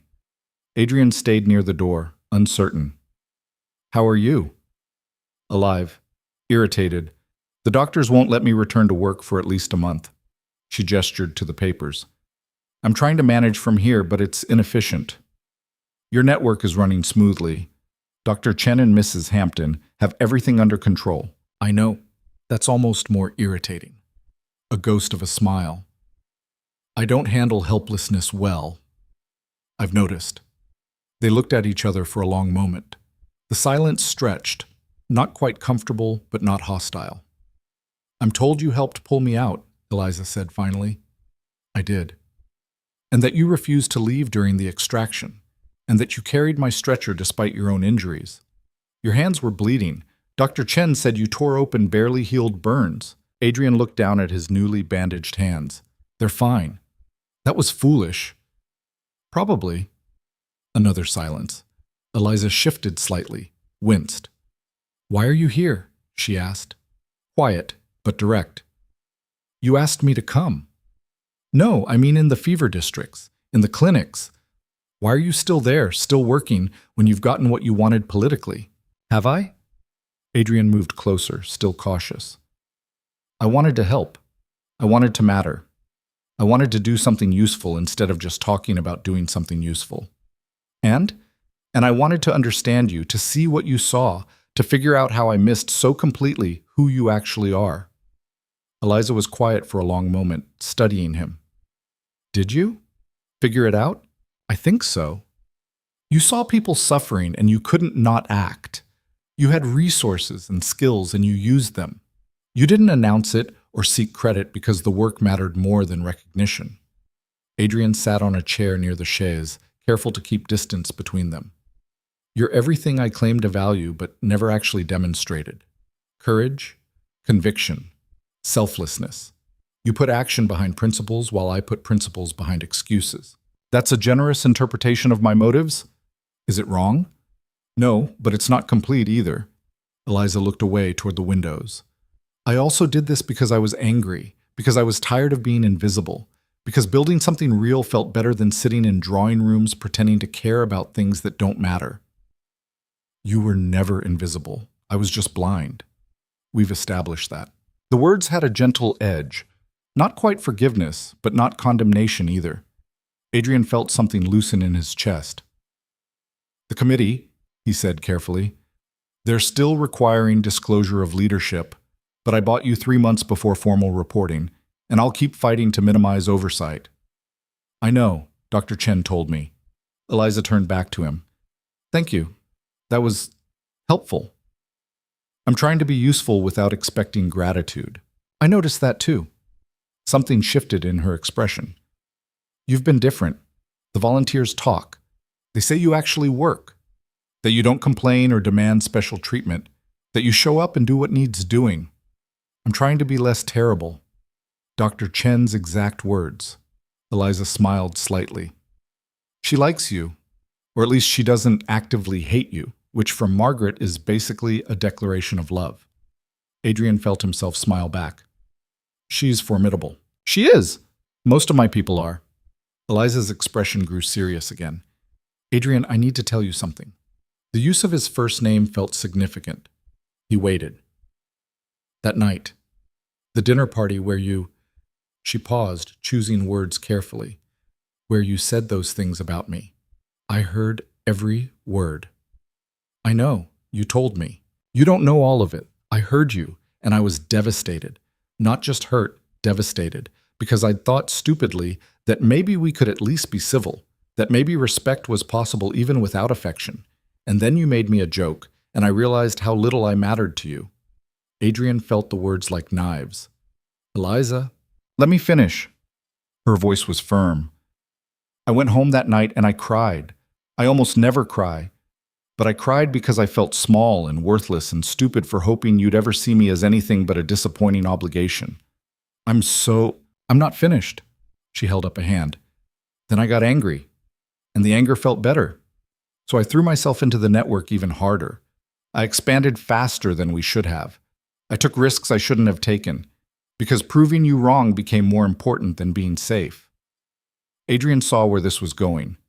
The Rosemary Lane warehouse was a risk I knew we shouldn't take, but I approved it anyway, because I wanted to show everyone, but especially you, that I was capable of impossible things.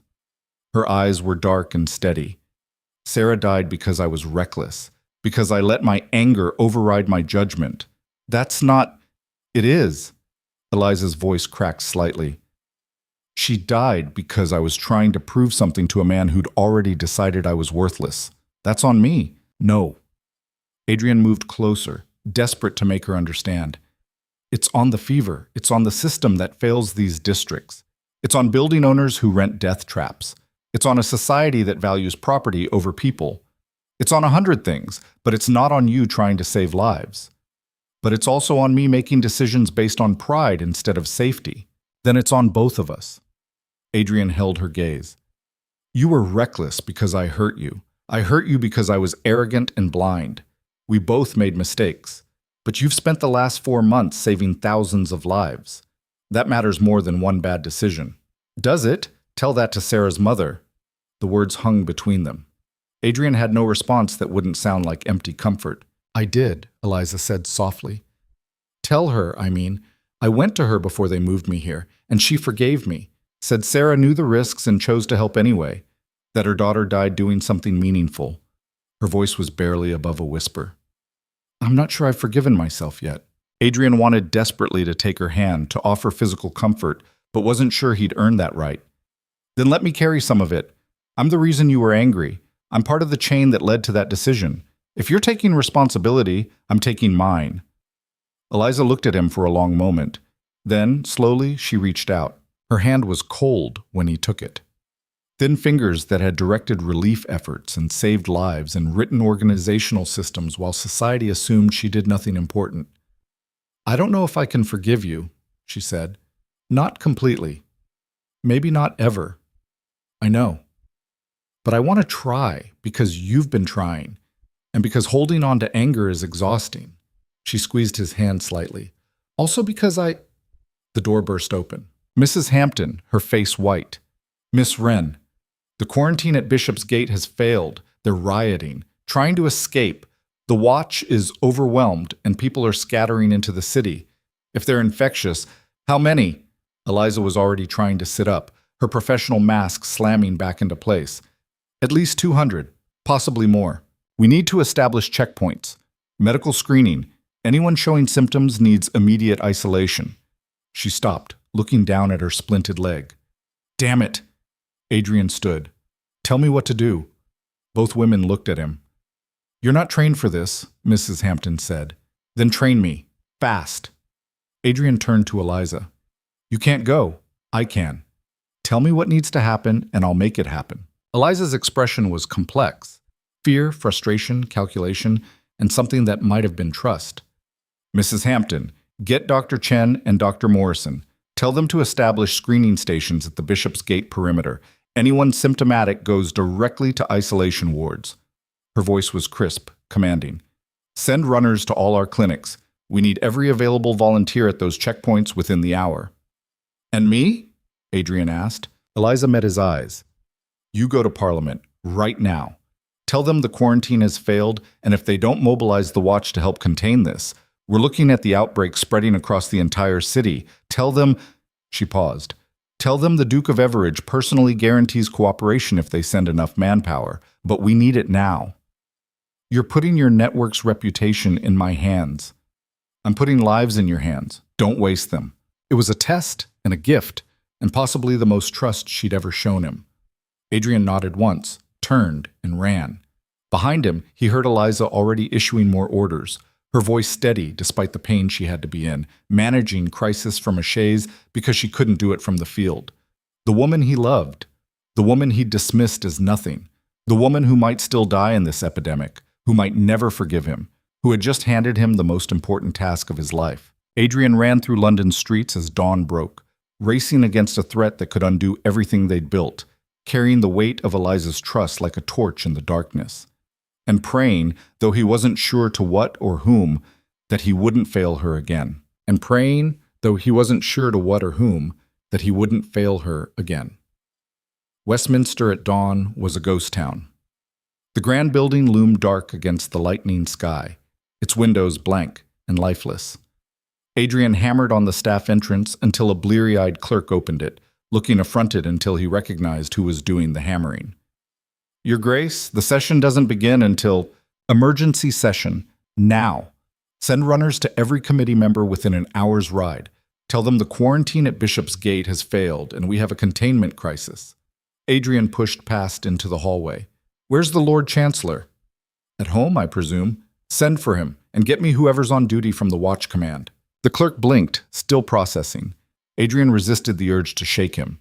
Every second mattered. People were scattering across London right now, possibly carrying fever, definitely carrying panic. Move, Adrian snapped. The clerk jumped and scurried away. Adrian headed for the committee chamber, his mind already calculating. They'd need at least 200 watchmen to establish proper checkpoints, medical personnel at each station, supplies for screening, and they'd need it organized within hours, not days. Harrison arrived first, looking hastily dressed and concerned. I got your message. How bad? Potentially catastrophic. The quarantine broke. We need to intercept people before they spread across the city. Adrian was pacing, unable to stand still. I need you to coordinate with the watch. Get men to these locations. He pulled out a map, marking intersections. These are the main routes from Bishop's Gate. We set up screening stations, check everyone for symptoms, isolate anyone infectious. That's martial law territory, Adrian. I don't care what you call it. We need it done. Other members began arriving, summoned from breakfast, from bed, from mistresses' houses. Lord Ashford looked furious at being dragged out so early. Carstairs appeared suspicious. But they came, and within 40 minutes, Adrian had a quorum. Gentlemen, he didn't wait for formal proceedings. The quarantine at Bishop's Gate failed approximately 1 hour ago. 200 or more people, potentially infectious, are currently dispersing into the city. If we don't contain this immediately, everything we've accomplished in the last 3 months becomes meaningless. How did the quarantine fail? Someone demanded. Does it matter right now? We can investigate later. Right now we need action. Adrian spread the map on the table. I'm proposing we establish screening checkpoints at these 12 intersections. Medical personnel at each location. Anyone showing symptoms goes to isolation wards. Anyone clear gets documentation and is allowed to proceed with instructions to report for daily screening for the next week. This is an extraordinary overreach of authority, Ashford protested. This is an extraordinary crisis. And who exactly will staff these checkpoints? We don't have the personnel. Yes, we do. Adrian cut him off. The relief network has already mobilized. Dr. Chen is establishing medical stations as we speak. What we need is watch support for crowd control and enforcement. Carstairs' eyes narrowed. You're asking Parliament to legitimize martial operations run by your fiancée's private organization. The room went silent. Adrian had known this moment would come, the exposure Eliza had wanted to avoid. But there was no choice now. Yes, he said clearly. Miss Eliza Wren runs the relief network that's been keeping the city from complete collapse for the last 4 months. She's currently recovering from injuries sustained when one of her clinics collapsed, but her organization is mobilized, experienced, and ready to manage this crisis. We can either support them or watch London burn with bureaucratic pride. The silence stretched. Adrian could see calculations happening behind various eyes, political implications, personal advantages, risks, and benefits. Harrison spoke into the quiet. I've seen their operations. They're efficient, well-organized, and effective, more so than our official response has been. He looked around the table. Blackthorne is right. We can investigate their funding and methods later. Right now, we need to contain this outbreak before it becomes a citywide catastrophe. Seconded, said Lord Pemberton unexpectedly. My wife's been volunteering with them. Says they're the only people actually getting things done. Adrian felt something shift in the room. Not full support, but enough. When the vote came, it passed. Authorization for emergency screening checkpoints, deployment of the watch to support relief operations, and temporary suspension of normal oversight procedures. This is highly irregular, Ashford said, but he didn't fight it. Adrian was already moving toward the door. I need to get back to the sites. Harrison, coordinate with Watch Command. Send them to these locations. He handed over the marked map. Tell them to take orders from Dr. Chen or her designated representatives. Where are you going? Carstairs asked. Where do you think? Bishop's Gate. He was out before anyone could object, running through Westminster's halls and into the gray morning. His carriage was waiting. He'd had the driver stay ready, and he gave the address of the nearest checkpoint location. The streets were eerily quiet. Too early for normal traffic, too late for the night crowds. Adrian used the time to think through logistics. 12 checkpoints. They'd need at least 10 people per station, medical screening, documentation, crowd management, plus runners between stations to coordinate, plus supply lines to keep them functioning. It was an organizational nightmare. But Eliza had built systems for exactly this kind of rapid deployment. If anyone could make it work, her network could. The first checkpoint was already operational when Adrian arrived, a major intersection near Aldgate. Dr. Chen had commandeered a tavern corner and set up a triage system that was brutally efficient.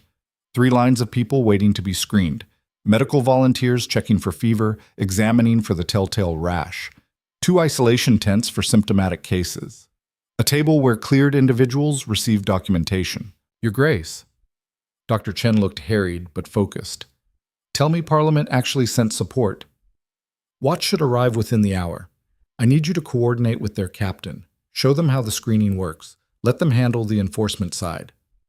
And if they try to take over operations, they won't.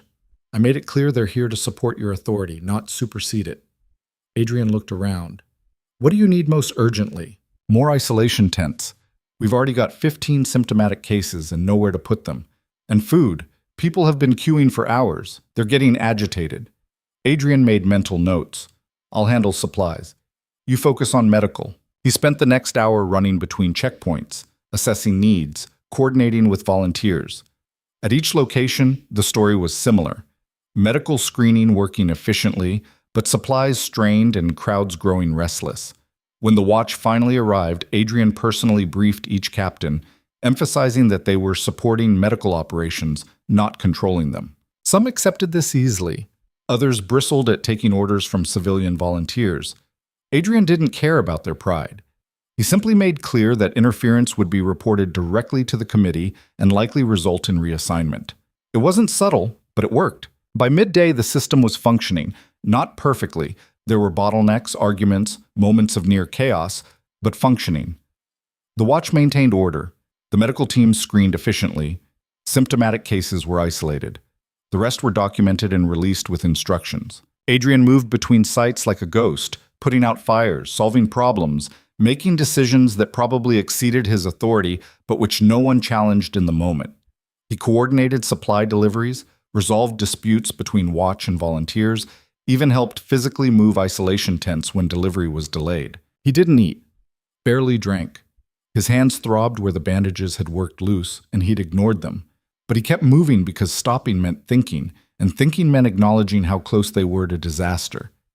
It was late afternoon when one of Eliza's runners found him at the Bishopsgate checkpoint. "Your Grace, Miss Wren needs you, immediately." Adrian's stomach dropped. "Is she—" "She's fine, but there's a problem. The Lord Mayor is at her residence demanding she cease operations and answer charges of operating unlicensed medical facilities." Of course someone had decided that crisis management was the perfect time for bureaucratic petulance. The runner led him back to Eliza's townhouse. Adrian took the stairs 2 at a time, ignoring his protesting ankle, and burst into the upstairs sitting room to find Eliza still on her chaise, Mrs. Hampton standing protectively beside her, and 3 men in official regalia looking variously pompous and uncomfortable. "Your Grace," the Lord Mayor said, his relief visible. "Perhaps you can explain this situation." "The situation is self-explanatory," Adrian said coldly. "The quarantine failed. Miss Wren's network mobilized to prevent citywide infection. What requires explanation? Miss Wren is operating medical facilities without proper licensing. Miss Wren is saving lives while you're playing procedural games." Adrian moved to stand near Eliza's chaise, a deliberate positioning.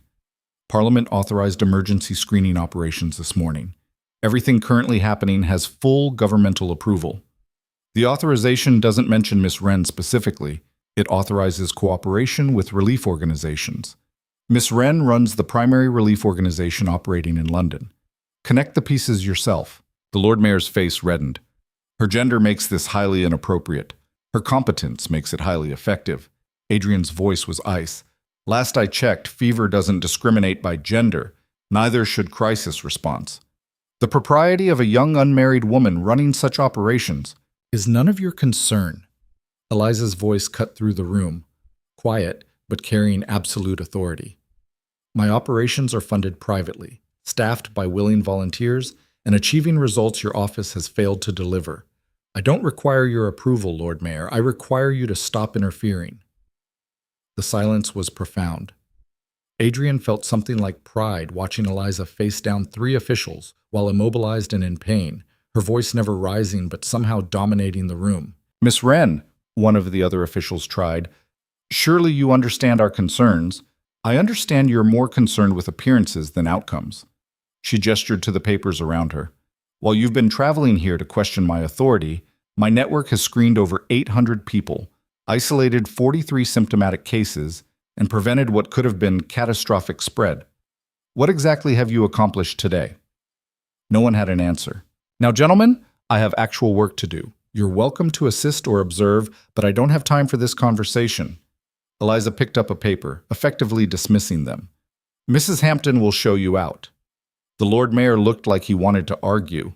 Adrian stepped forward slightly, not threatening, but present. After a moment, the official delegation retreated, muttering about impropriety and taking this to higher authorities. When they were gone, Adrian turned to Eliza. "That was magnificent. That was exhausting." She set down the paper. Her hands were shaking slightly. "They'll be back, with more officials, more objections. Let them come. You have parliamentary support now, official authorization. They can object all they want, but they can't stop you." "Can't they?" Eliza's expression was troubled. "I've spent months operating invisibly, specifically to avoid this. Now I'm exposed, and every bureaucrat with a grudge will be looking for reasons to shut us down." "Then we make you untouchable." Adrian sat carefully on the edge of a chair.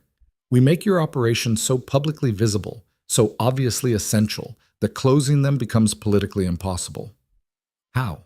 "We tell your story. Not quietly, loudly. The woman who built a relief network from nothing, who saved thousands of lives while Parliament debated, who's currently managing containment operations from a sickbed because she cares more about results than recognition. Adrian leaned forward. We make you a hero, Eliza, the kind the papers love, the kind the public rallies behind. She looked horrified.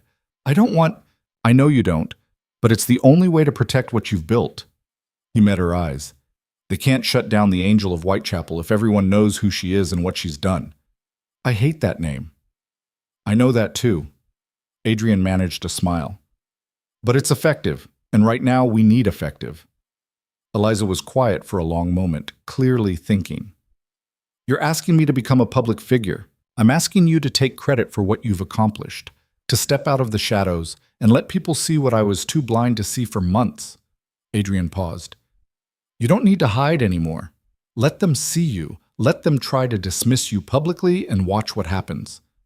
They'll attack me. My gender, my methods, my funding. Let them. You can defend all of it because it's all defensible. And you'll have support from Parliament, from the volunteers, from everyone who's seen what you've built. Adrian held her gaze. You're not alone in this anymore. You don't have to be. The words hung between them, meaning more than just political strategy. Eliza's expression softened slightly. When did you become strategically competent? I learned from someone excellent. Adrian stood. I need to get back to the checkpoints. But think about what I said. We can protect this, protect you. But it requires being visible. I'll think about it. He turned to leave, then paused. The Lord Mayor was wrong, by the way. About? Everything. But especially about propriety. There's nothing inappropriate about competence, about courage, about being exactly who you are regardless of what society expects. Adrian met her eyes. You're extraordinary, Eliza. It's time everyone else knew it too. He left before she could respond, before he could say something even more revealing. But as he descended the stairs, he heard Mrs. Hampton's voice, warm with approval. I rather like him now. And Eliza's quiet reply, so do I. That's the problem. Adrian smiled despite everything and headed back into the crisis. The rest of the day blurred. By evening, they'd screened over 2,000 people. 68 were symptomatic and isolated. The rest were documented and released. It wasn't perfect containment. Some had undoubtedly slipped through earlier, before the checkpoints were established. But it was vastly better than nothing. The watch captains, initially skeptical, had grown grudgingly respectful of the medical volunteers' efficiency. One actually apologized to Dr. Chen for his earlier condescension, which the doctor accepted with a grace that suggested she'd won this battle before.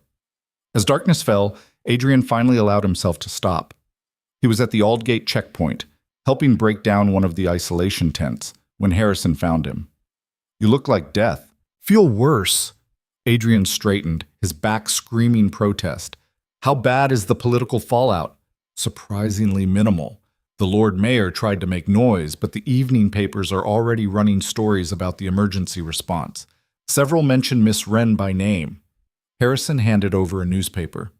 Someone talked to the press. Adrian scanned the article. It was sympathetic, even glowing, describing Eliza's network, the rapid mobilization, the lives saved. There were quotes from grateful citizens who'd been screened, from volunteers praising her leadership, even from a doctor calling her organizational genius comparable to military commanders. Who gave them this? No idea. But it's effective. Harrison pointed to another paragraph. They're calling for official recognition of her contributions, demanding the Crown acknowledge her service. Adrian felt something loosen in his chest. This protects her. It does. Hard to shut down a public hero. Harrison studied him. You knew this would happen. I hoped. I couldn't be certain. But you planted the seeds anyway. His friend smiled slightly. You're learning political strategy. Your father would be proud. My father would be horrified I'm using it to protect a woman's right to do work society says she shouldn't. Then he'd be wrong. About that, and probably several other things. They stood in companionable silence, watching the checkpoint operations wind down for the night. The medical volunteers looked exhausted but satisfied. The watch looked grudgingly impressed. And somewhere across London, Eliza was probably still working despite her injuries, managing crisis from a chaise because she couldn't manage it from the field. You're in love with her, Harrison said. Not a question. Painfully. Does she know? Probably. She's brilliant, remember? Adrian folded the newspaper. Doesn't matter, I burned that bridge thoroughly. Bridges can be rebuilt. Not all of them. Harrison clapped his shoulder. Get some rest. Tomorrow's going to be equally terrible, and you're no good to anyone if you collapse. Adrian nodded but didn't move. Rest felt impossible. There was too much to do, too much at stake, too much churning in his mind. But eventually, he made himself leave, made himself go home, made himself sleep for a few hours that were plagued by dreams of collapsing buildings and Eliza's face going white with pain. He woke before dawn and immediately returned to the checkpoints. The pattern continued for 3 more days. Screen, isolate, document, repeat. The numbers gradually declined as they caught more of the escaped quarantine cases. By the 4th day, new symptomatic cases had dropped to single digits. They'd done it. Not perfectly, not without cost, but they'd contained the outbreak. On the 5th day, Parliament convened a formal session to address the crisis response. Adrian attended despite feeling like a walking corpse, knowing this was where Eliza's future would be decided. The chamber was packed. Not just committee members, but observers, press, even some members of the House of Lords who rarely bothered with health committee proceedings. Everyone wanted to see what would happen. Lord Ashford opened the session. Gentlemen, we're here to review the emergency response to the Bishopsgate quarantine failure. I'll begin by acknowledging that while the methods employed were highly irregular, the results were effective. It was the closest thing to praise Adrian had ever heard from Ashford. Several members looked surprised. The screening operations, Ashford continued, managed to intercept and isolate the majority of potentially infectious individuals. The death toll from this incident was significantly lower than initial projections suggested. This is due in large part to the rapid mobilization of the private relief network operated by Miss Eliza Wren. Her name echoed through the chamber. Adrian kept his expression neutral, but he was cataloging reactions: surprise, curiosity, a few instances of skepticism. However, Ashford said, this raises questions about proper oversight, licensing, and the appropriate role of private citizens, particularly women, in public health crises. Here it came, the backlash Eliza had predicted. I propose, Ashford continued, that we establish formal oversight of all private relief operations, regular inspections, mandatory reporting, governmental approval for all medical activities. That would cripple them, someone objected. That would ensure accountability. The debate erupted. Adrian listened to familiar arguments circle: safety versus efficiency, proper procedure versus effective results, the shocking impropriety of an unmarried woman running medical operations. When he finally stood to speak, the chamber quieted. Gentlemen, I've spent the last 4 months working directly with Miss Wren's network. I've seen their operations, their methods, their results, and I can tell you without reservation that they are more effective, more efficient, and more competently managed than any official governmental response to this crisis. That's a bold claim, Carstairs said. It's a factual one. The death rate in districts with network presence is 40% lower than in districts without. Recovery times are faster. Resource distribution is more equitable. These aren't opinions. These are measurable outcomes. Adrian pulled out papers, statistics he and Harrison had compiled. If we're genuinely concerned with saving lives rather than protecting bureaucratic territory, the choice is clear. But the impropriety is manufactured. Adrian cut off the objection. There is nothing improper about competence, about seeing a need and meeting it, about having the courage to act when others debate. Miss Wren has saved thousands of lives. She's built an organization that functions when our official systems fail. And yes, she did it while female. Shocking. A few chuckles. Not many, but some. If we impose the oversight Lord Ashford suggests, Adrian continued, we will slow their operations, create unnecessary bureaucracy, and ultimately cost lives. And for what? So we can feel like we're in control? So we can pretend that proper procedure matters more than actual outcomes? Order must be maintained, Ashford said. Order has been maintained by Miss Wren and her volunteers. While we debated, they acted. While we worried about jurisdiction, they saved lives. And now we're going to punish them for our failures? The chamber erupted again. Adrian sat down, knowing he'd pushed as hard as he could. The rest was up to the vote. Harrison spoke next, reinforcing Adrian's points with additional data. Lord Pemberton followed, surprisingly supportive. A few others joined in, some advocating for oversight, others for continued independence. When the vote finally came, it was close. But it passed. Limited oversight, mostly record-keeping and safety inspections, but nothing that would significantly hamper operations. The relief network could continue functioning. Adrian felt relief so intense it was almost physical. They'd won. Eliza's work was protected, legitimized, secure. After the session, Harrison caught him in the hallway. "Well done. It's not enough. We should have given them full independence. You got what was possible. That's leadership." Harrison paused. "The papers are asking for interviews. About Miss Wren. About the network. You should consider talking to them." "Not my story to tell." "Then whose?" "Hers, if she chooses to tell it." Adrian straightened his coat. "I need to go inform her of the vote." "You mean you need an excuse to see her?" "That too." He went directly to her townhouse, was admitted without argument this time, and found Eliza in the sitting room with Dr. Chen, Mrs. Hampton, and several other network leaders. They were planning the next phase of operations, transitioning from crisis response to long-term care as the epidemic finally waned. "Your Grace." Eliza's greeting was formally polite, but her eyes were warm. "We heard about the vote. Limited oversight, record-keeping and inspections, but nothing that should significantly impact operations." Adrian looked around at the assembled group. "Your network is officially recognized and protected." The relief in the room was palpable. Dr. Chen actually smiled.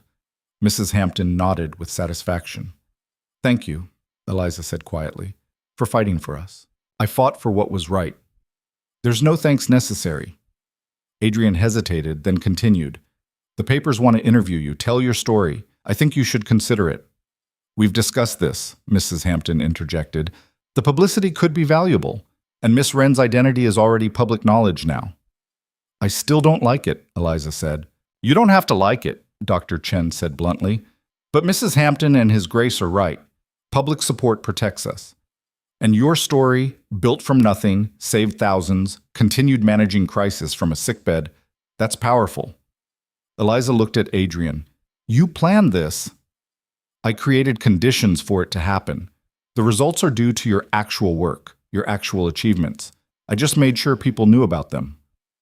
"Political manipulation, strategic communication," he corrected with a slight smile. She studied him for a long moment. "You've changed." "I'm trying to." Adrian met her gaze. Every day. Something passed between them. Recognition, perhaps? Or the beginning of trust. "I'll do the interviews," Eliza said finally, "on one condition." "Which is?" "You're there, as my partner in this. Not as the Duke defending his fiancée, but as someone who actually understands the work and can speak to what we've built." Adrian felt his breath catch. Partner. The word carried weight beyond logistics. "I'd be honored." The first interview happened 3 days later. A reporter from the Times, sympathetic but professional. Adrian sat beside Eliza in her sitting room while she told the story, starting the network, building the infrastructure, the challenges and small victories.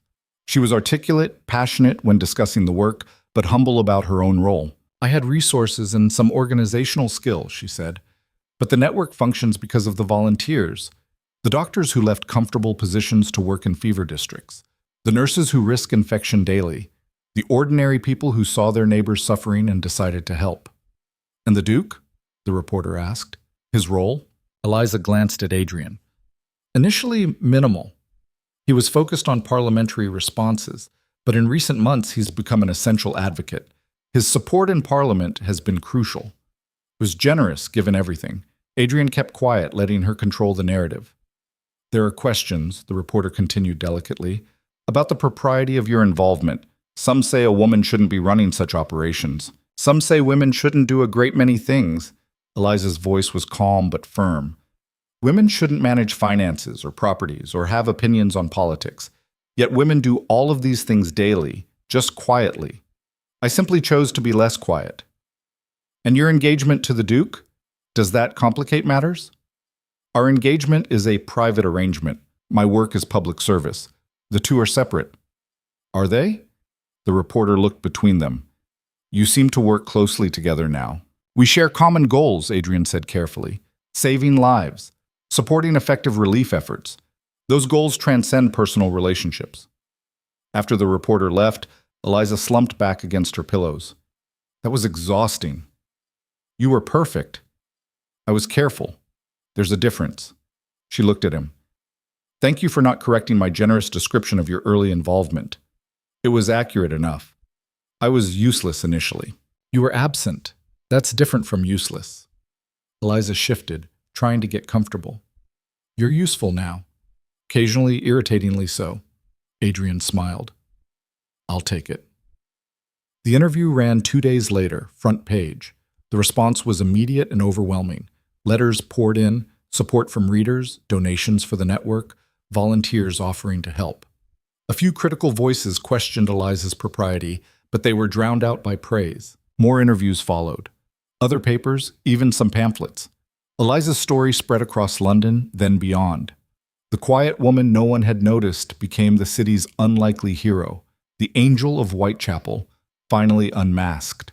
And through it all, Adrian stood beside her, not as her savior or her protector, but as her partner, supporting her work, advocating for her vision, learning from her example. He watched her become public, watched her handle attention with the same calm competence she'd brought to crisis management, and felt something shift in his chest. This wasn't the arrogant assumption that she needed him. This was the humbling recognition that he needed her, to be better, to do better, to see beyond his own limited perspective.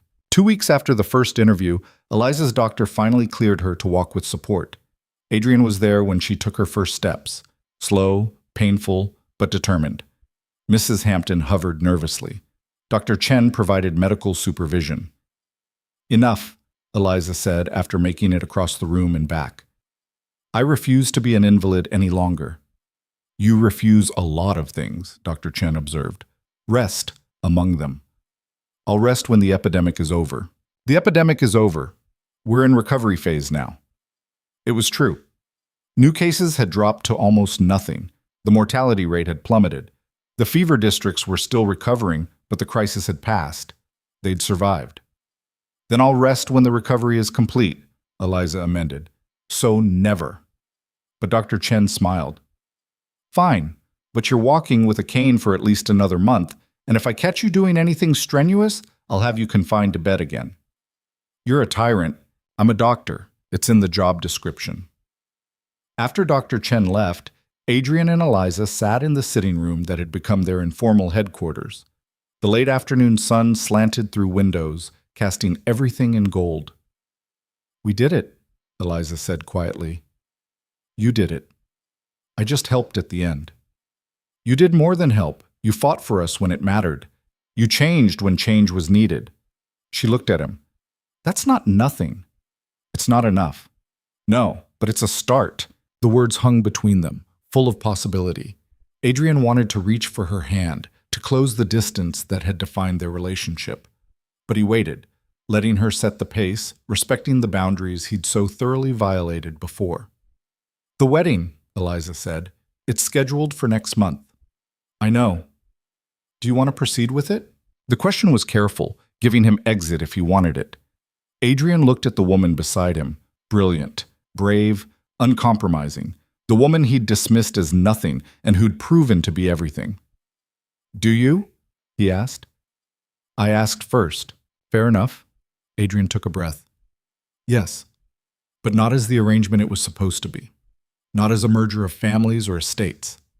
If we marry, I want it to be real, a partnership, built on respect and shared purpose, and he stopped, the next words too revealing.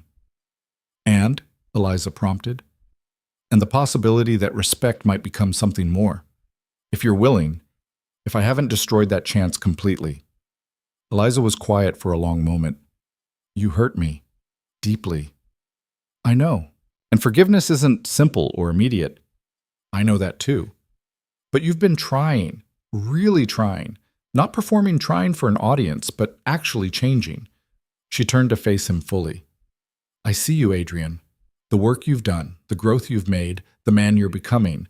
And I think that man might be worth knowing, worth trusting, eventually.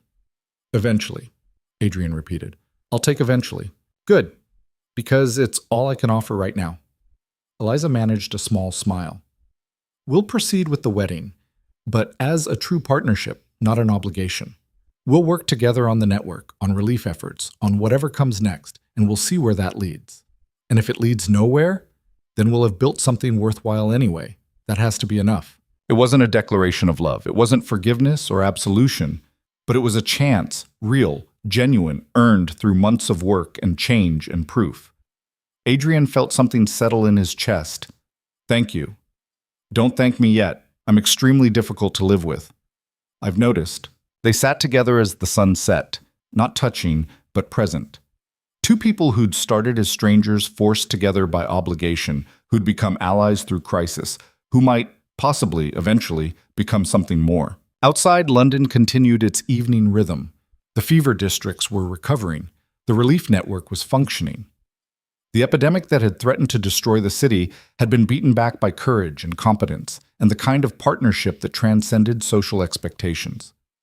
And in a quiet sitting room, a duke and the woman he'd failed to see learned to sit in comfortable silence together. Learning each other, building trust from the ruins of arrogance and hurt. It was a beginning, small, uncertain, but real.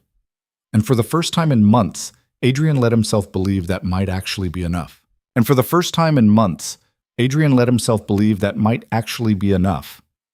The wedding was 3 weeks away when the summons came. Not a polite invitation, but an actual summons, royal seal and all, requiring the Duke of Everidge and Miss Eliza Wren to present themselves at St. James's Palace for an audience with the Prince Regent. Adrian read the letter twice, trying to determine if this was honor or investigation. With the Regent, it could go either way. When? Eliza asked. She was standing now, leaning on her cane but mobile, dressed in a dark green that made her skin look less pale than it had been. 2 days, noon. Adrian set down the letter. Any idea what this is about? Several. None of them good. She moved to the window, her gait still uneven but improving daily. The Lord Mayor's been making noise to anyone who'll listen. Claims I've overstepped, that the network operates without proper authority, that a woman managing such operations sets dangerous precedent. The Regent won't care about precedent, no, but he'll care about control. And right now, I represent something operating outside his control. That makes me either useful or dangerous, and I'm not sure which way he's leaning. Adrian understood the calculation. The Prince Regent was mercurial at best, vindictive at worst. If he decided Eliza was a threat to established order, he could destroy everything she'd built with a word. Then we make sure he sees you as useful, Adrian said. How? By being exactly who you are. Competent, brilliant, and completely unthreatening to his authority. Adrian came to stand beside her at the window. You saved London. That reflects well on his reign. We frame it that way, not as private initiative showing governmental failure, but as loyal subjects supporting the Crown's efforts. That's a lie. That's politics. Eliza was quiet for a moment. I hate this. I know, but it's necessary. Adrian touched her arm gently. We'll go together. Present a united front. The Duke and his soon-to-be Duchess, working in service of Crown and country. I'm not your Duchess yet. Close enough for palace purposes. She looked at him, something unreadable in her expression. You're getting too good at this. The political maneuvering. Learning from an excellent teacher. I've taught you nothing about manipulation. You've taught me about strategy, about seeing 3 moves ahead, about understanding what people need to hear versus what they want to hear. Adrian smiled slightly. The manipulation, I'm improvising. Despite everything, Eliza laughed. We're going to get destroyed. Probably, but we'll go down fighting. The next 2 days were spent preparing. Adrian coordinated with Harrison about parliamentary support, ensuring they had allies ready to defend the network if the Regent turned hostile. Eliza worked with Mrs. Hampton to compile documentation, records of lives saved, resources distributed, the network's measurable impact. Bring the numbers, Mrs. Hampton advised. The Regent appreciates spectacle, but his advisors appreciate results. If you can prove the network saved the Treasury money while saving lives, you're untouchable. They arrived at St. James's Palace at precisely noon, both dressed formally, Adrian in his ducal best, Eliza in a gown of deep blue silk that was elegant without being ostentatious. She still used the cane, which bothered her more than the actual injury. It makes me look weak, she'd said that morning. It makes you look human, Adrian had countered, and brave. You're still recovering from injuries sustained saving children. That's not weakness. Now, walking through the palace's gilded halls, Adrian stayed close to her side, not hovering, but present. They were announced and led into a receiving room that was aggressively opulent, gold leaf everywhere, portraits of various royals glaring down from the walls. The Prince Regent was there with 3 advisors Adrian recognized from court functions. The Regent himself looked bored already, which could be good or bad. Your Highness, Adrian bowed. Eliza curtsied as deeply as her leg allowed. Blackthorn, and the famous Miss Wren. The Regent's voice was affected, drawling. We've been hearing quite a lot about you lately. I hope favorably, Your Highness, Eliza said. Complicated, actually. The Lord Mayor says you've been operating unlicensed medical facilities. Parliament says you saved the city from plague. The papers say you're some kind of saint. He waved a hand languidly. We prefer our subjects to be less multifaceted. One of the advisors stepped forward. Lord Bathurst, Adrian placed him. Older, calculating, powerful. Miss Wren, perhaps you could explain exactly what your organization does and under whose authority it operates. This was the test. Adrian felt Eliza straighten beside him, her voice when she spoke carrying that same calm authority she used in crisis. My network provides medical care, food distribution, and housing assistance to London's poorest districts, Your Highness. We operate through private funding and volunteer labor. During the recent epidemic, we established clinics, coordinated supply distribution, and managed quarantine enforcement when official systems were overwhelmed. Overwhelmed, Bathurst repeated. You're saying the Crown's response was inadequate? I'm saying the crisis exceeded available resources. My network supplemented those resources where possible. And yet you operated without proper licensing, without governmental oversight. We operated within existing law, Eliza interrupted smoothly. Private citizens are permitted to provide charitable assistance. Medical volunteers included licensed physicians. We violated no statutes. The propriety of a young woman is irrelevant to the question of effectiveness. Eliza's voice was steel wrapped in silk. I organized resources and people. The actual work was performed by qualified professionals. My gender didn't prevent thousands of people from surviving the epidemic. The room went silent. Adrian held his breath. You didn't interrupt a royal advisor. You didn't speak that bluntly in palace settings. But Eliza had just done both, and somehow made it sound perfectly reasonable. The regent laughed. Actually laughed, a genuine sound of amusement. By God, Blackthorn, your fiancée has spine. I like that. Adrian felt relief flood through him. Miss Wren is extraordinarily capable, Your Highness. Capable of making Lord Bathurst look foolish, certainly. The regent leaned forward, studying Eliza with more interest. Tell me, Miss Wren, what do you want? The question hung in the air. Adrian knew this was the crucial moment. What Eliza asked for would define how the Crown viewed her going forward. I want permission to continue operating, Eliza said carefully. I want my volunteers protected from prosecution for providing unlicensed care. And I want official recognition that private charitable efforts serve the Crown's interests rather than undermine them. That's all? The regent sounded almost disappointed. That's everything that matters, Your Highness. You don't want a title, royal patronage, a position at court? No, Your Highness. I want to continue the work. The regent sat back, exchanging glances with his advisors. Adrian couldn't read the looks passing between them. This could still go either way. Lord Bathurst, the regent said finally, your assessment? The advisor was quiet for a moment. The network's results are undeniable, Your Highness. Death rates in their operational areas were significantly lower. They managed the Bishop's Gate crisis effectively. From a purely practical standpoint, they're an asset. And the precedent of a woman running such operations? Unusual, but not illegal. And given the publicity, attempting to shut them down would be politically costly. Bathurst looked at Eliza. Miss Wren has become something of a public hero. The papers love her. Indeed. The regent tapped his fingers on the armrest. Very well. Miss Wren, you have our permission to continue your operations. We'll issue a formal letter of recognition, nothing so grand as royal patronage, but acknowledgement of your service to the Crown during the epidemic. Thank you, Your Highness. However, the regent's voice hardened slightly.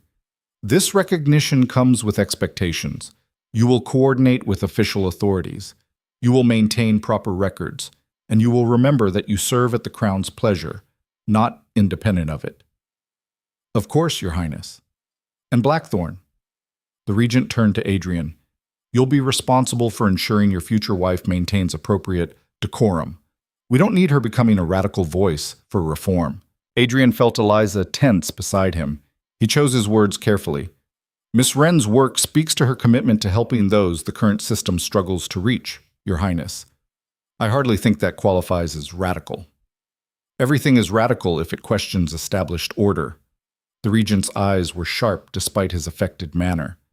But we acknowledge that sometimes established order needs supplementing. Just ensure the supplementing doesn't become supplanting. It was as clear a warning as Adrian had ever heard delivered with a smile. They were being allowed to continue, but on a leash. One wrong move and the crown would crack down. We understand completely, Your Highness, Adrian said. They were dismissed shortly after, shown out with the same ceremony they'd entered with. Neither spoke until they were in the carriage heading back to Eliza's townhouse. Well, Eliza said finally, that was terrifying. That was a victory. Adrian felt the tension draining from his shoulders. You have official recognition, protection for your volunteers, permission to continue everything you've built. At the cost of oversight and the implicit threat of shutdown if we displease him. It's the best outcome we could have hoped for. Adrian turned to face her. You were magnificent in there. The way you handled Bathurst was probably stupid. You don't contradict royal advisors. You do if you're right and brave enough to say so. Adrian smiled. He respected you for it. They all did. Even the regent. Eliza leaned back against the seat, closing her eyes. I feel like I'm going to be sick. Delayed reaction to stress. Delayed reaction to lying to royalty. She opened her eyes.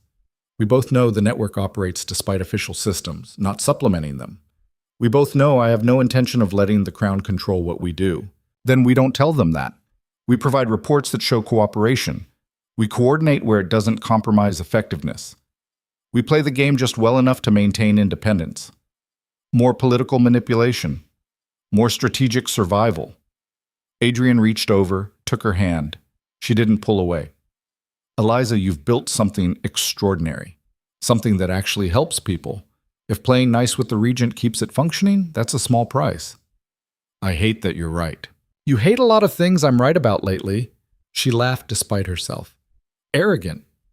Learning from an excellent teacher, he repeated, squeezing her hand gently. They sat like that for the rest of the ride, hands linked, both processing what had just happened. The threat hadn't disappeared. It never would, not completely. But they'd won breathing room. Space to keep working, keep building, keep making a difference. When they reached Eliza's townhouse, Mrs. Hampton was waiting with barely suppressed anxiety. Well? Official recognition, Eliza said. Permission to continue operations and implicit threat of shutdown if we get too radical. So, complete victory tempered by royal paranoia. Mrs. Hampton smiled. I'll take it. The next 2 weeks passed in a blur of preparation, not just for the wedding, but for the network's next phase. With official recognition came new responsibilities. Reports to file, coordination meetings with governmental agencies, endless bureaucratic requirements that Eliza handled with gritted teeth efficiency. Adrian helped where he could, using his parliamentary connections to smooth over friction, translating between Eliza's direct competence and the officials who preferred elaborate courtesy. They fell into a working rhythm that felt natural, comfortable even. His mother was less pleased about the developments. You're marrying a woman who runs a charity like a military campaign, the Duchess said one evening. This is highly unusual, Adrian. This is who she is, Mother. I'm not asking her to change. But surely after the wedding, she'll step back from such active involvement. No. Adrian's voice was firm. She won't, and I won't ask her to. The network is her life's work. I'm marrying her knowing that, accepting that, supporting that. The Duchess looked at him for a long moment. You love her? Yes. When did that happen? Gradually. Then all at once. Adrian met his mother's eyes. She's extraordinary, Mother. Everything Father wanted me to be. Committed, principled, willing to sacrifice for something larger than myself. I was too blind to see it initially. And now? Now I see her clearly, and I'm trying to be worthy of her. His mother was quiet, then nodded slowly. Your father would have approved, eventually, after getting over the shock of a daughter-in-law who works. I think he'd have been impressed. Perhaps. The Duchess managed a slight smile. She's certainly more interesting than I expected. Catherine adores her. That was true. Catherine had started volunteering with the network, much to their mother's horror and Adrian's amusement. His sister had found purpose in the work, and she and Eliza had developed genuine friendship. The wedding, the Duchess continued. It's in 3 days. Are you nervous? Terrified, Adrian admitted. Of marriage or of disappointing her? Both. Good. Fear keeps you honest. His mother stood, smoothing her skirts. For what it's worth, Adrian, I think you've chosen well. Unusually, unconventionally, but well. It was the closest thing to approval he was likely to get. Adrian took it. The wedding day arrived cold and clear. February in London, the epidemic finally declared over, the city starting to breathe normally again. Adrian stood at the front of the chapel. Not St. Paul's, they'd chosen something smaller, more intimate, and tried not to let his nerves show. Harrison stood beside him as best man. You look like you're going to faint. I might. Don't. It's bad form. Noted. The chapel was half full. Not the massive society wedding his mother had initially planned, but something more genuine. Parliament members who'd supported the network. Volunteers from the fever districts, dressed in their best. Dr. Chen and Mrs. Hampton in the front row, Father Michael from Southwark. People who mattered, who'd been part of the journey. Then the music started, and Adrian's breath caught. Eliza appeared at the chapel entrance, and she was devastating. Not because of the dress, though it was beautiful, cream silk with delicate embroidery, but because of how she carried herself. No cane now, though Adrian knew her legs still pained her. Head high, shoulders back, walking down the aisle with absolute confidence. Their eyes met, and something passed between them. Recognition, understanding, the acknowledgement of how far they'd come from those initial awkward meetings where he'd seen nothing and she'd seen too much. She reached the altar. Adrian took her hand, feeling it tremble slightly. Nervous? He whispered. Terrified, she whispered back. Good. Fear keeps you honest. She smiled at that, recognizing his mother's words. The ceremony was traditional, but brief. They'd both wanted it over quickly. Too much work waiting, too much to do. But when it came time for vows, Adrian found himself meaning every word with an intensity that surprised him. I promise to see you, he said quietly, the traditional words finished, these ones his own. Always. To never again be blind to who you are. To support your work, your vision, your courage. To be worthy of you every day, even when I fail. Eliza's eyes were bright. I promise to trust you. Eventually, fully, when you've earned it completely. To build with you, not just alongside you. To let you see me, all of me, even the parts I usually hide. She paused. To forgive you truly, because you've become someone worth forgiving. They weren't flowery vows. They weren't romantic declarations. They were honest, human, real. Adrian loved them. You may kiss your bride, the minister said, sounding slightly uncertain about the unconventional vows. Adrian stepped forward, cupped Eliza's face gently, and kissed her. Not their first kiss, that had happened a week ago in her sitting room, awkward and tentative and sweet, but their first as husband and wife. She kissed him back with a fierceness that made his heart race, her hands fisting in his coat, pulling him closer. When they finally broke apart, her cheeks were flushed, and her eyes were dark, and Adrian was fairly certain he was the luckiest man in England. The reception was held at Adrian's townhouse, because it was larger and because his mother had insisted on at least some traditional elements. But the guest list was pure Eliza. Volunteers mixing with aristocrats, doctors debating with parliament members, everyone who'd been part of saving London coming together to celebrate. Adrian watched Eliza move through the crowd, accepting congratulations, discussing network business even at her own wedding, brilliant and alive and exactly herself. Catherine was beside her, laughing at something Eliza had said. Dr. Chen looked almost happy. Mrs. Hampton was organizing something, because of course she was. You did well, Blackthorne. Harrison appeared at his elbow with champagne. Though I still can't believe you went from calling her dull to marrying her in less than 6 months. I was an idiot for 5 of those months. True, Harrison raised his glass. To growth, and to women who force us into it. They drank. Adrian watched Eliza separate from the crowd and head toward him, moving with purpose. Your mother wants to know when we're leaving for the wedding trip, she said when she reached him. There is no wedding trip. We agreed. I know, but she's very insistent that proper couples take wedding trips. We're not a proper couple. Also true. Eliza smiled slightly, though we should probably appear somewhere together as newlyweds, for political reasons. Where did you have in mind? Whitechapel, tomorrow. There's a new clinic opening, and they've asked if we'd attend the ribbon cutting. Adrian laughed.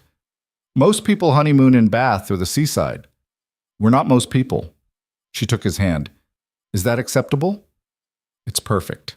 They did visit Whitechapel the next day, cutting the ribbon on a new permanent clinic.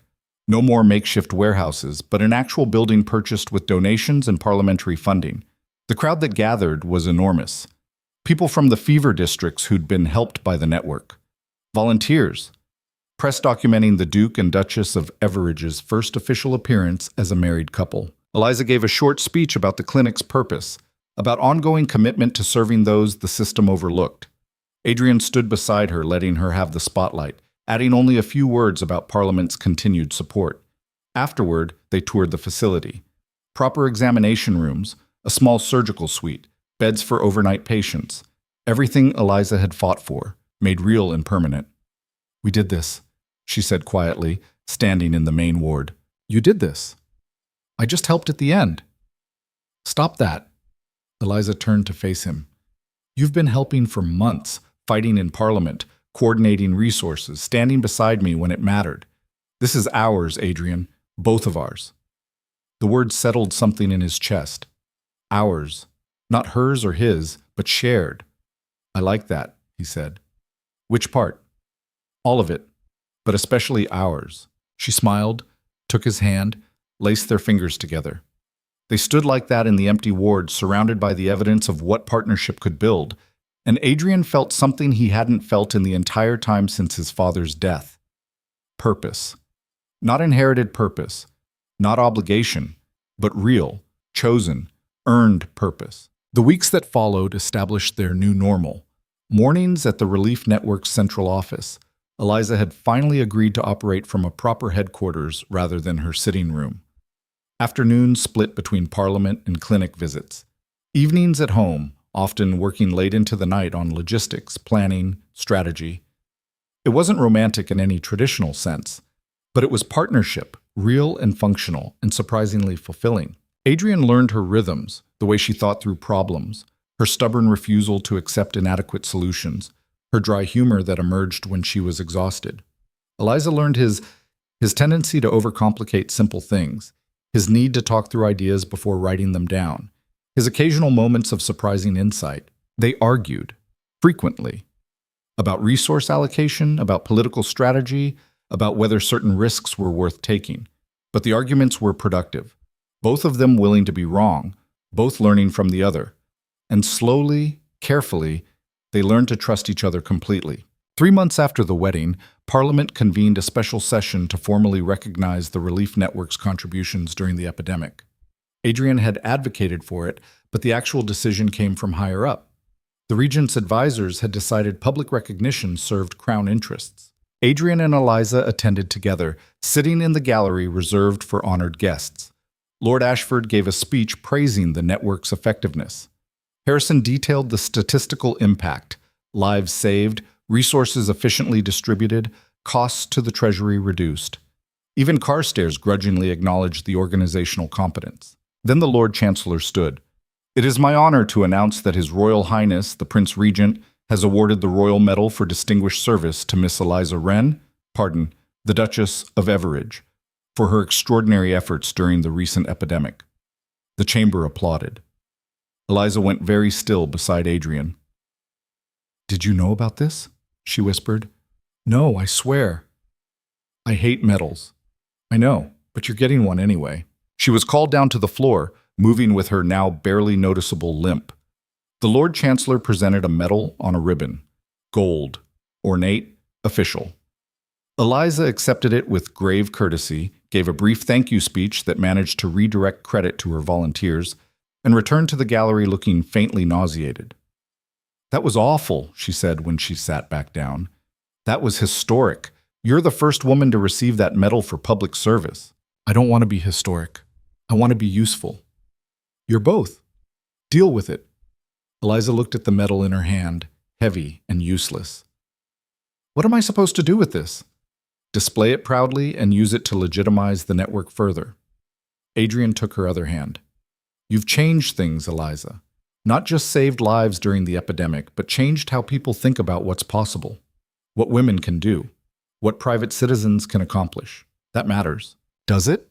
Or will everything go back to normal once everyone forgets how bad things were?" "Then we make sure they don't forget." Adrian squeezed her hand. "We keep working, keep building, keep proving that the systems can be better. We don't let them slide backward." "That sounds exhausting." "It is. But we're not doing it alone." Eliza looked at him, and her expression softened. "No, we're not." That evening, they hosted a reception at their home, technically Adrian's townhouse, though Eliza had moved in after the wedding and promptly reorganized everything to be more functional. The medal was displayed on a side table where Eliza could ignore it. Volunteers, doctors, parliament members, and various supporters mingled in celebration. Dr. Chen cornered Adrian near the refreshments. "You've been good for her." "I've been trying. I can tell. She's lighter than she was. Still works too hard, but there's joy in it now instead of just grim determination." Dr. Chen studied him. "I misjudged you initially." "I gave you plenty of reason to." "You did. But you've changed. That's rare." She paused. "Don't stop changing. Don't get comfortable. The moment you decide you've arrived is the moment you start sliding backward." "You're very encouraging." "I'm very honest. There's a difference." But she smiled. "Take care of her, Your Grace. She won't take care of herself." "I'm learning that." Adrian found Eliza later standing on the terrace overlooking the garden. She'd escaped the crowd, seeking quiet. He joined her without speaking, just standing beside her in companionable silence. "Thank you," she said finally. "For what?" "For seeing me, for fighting for the network, for becoming someone I could actually partner with." She turned to face him. "I know I'm not good at romantic declarations, but I want you to know that what we've built, this marriage, this partnership, it matters to me." "It matters to me too." Adrian took her hand. "More than I knew it could. I think—" Eliza paused, choosing words carefully. "I think I might be falling in love with you. Not the version I expected to marry. The actual you, the one who shows up and does the work and argues with me about supply chain efficiency." Adrian's breath caught. "Might be? Probably am. Definitely am." She smiled slightly. "I'm hedging because I'm terrified." "Of what?" "Of how much power you have to hurt me. Of trusting completely. And being wrong again." Her voice was quiet but steady. "Of loving you and having you wake up one day and realize you married the wrong person." "Eliza." Adrian pulled her closer, cupped her face gently. "I married exactly the right person. The brilliant, stubborn, courageous woman I was too blind to see initially. The woman who saved a city while I was playing at politics. The woman I fall more in love with every single day. That's very romantic. I'm trying. It's working." Eliza rose on her toes, kissed him softly. "I love you. Completely. Terrifyingly, with full acknowledgement that you're still occasionally an arrogant ass who overthinks everything." Adrian laughed against her lips. "I love you too, even though you're impossibly stubborn and refuse to rest and make me look lazy by comparison." "You are lazy, by my standards. Everyone is lazy by your standards." They stood together on the terrace, wrapped in each other, the sounds of the reception drifting through the open doors behind them. Inside, people celebrated. Outside, London continued its evening rhythms. And in the fever districts, clinics operated that wouldn't have existed without Eliza's vision and determination. "What happens next?" Eliza asked quietly. "We keep working, keep building, keep proving that things can be better. That sounds exhausting. It is, but we're doing it together. Adrian kissed her forehead, and that makes all the difference. Eliza leaned into him, and they stood watching the city lights appear as darkness fell. Two people who'd started as strangers, forced together by obligation, who'd become partners through crisis and choice, who'd built something worth having, not just the relief network, not just the parliamentary support, but a marriage based on respect and trust and love that had been earned rather than assumed. It wasn't a fairy tale ending. There would be more fights, more challenges, more nights working until dawn trying to solve impossible problems. The systems they were fighting against wouldn't change easily or quickly. People would still suffer. They would still fail sometimes.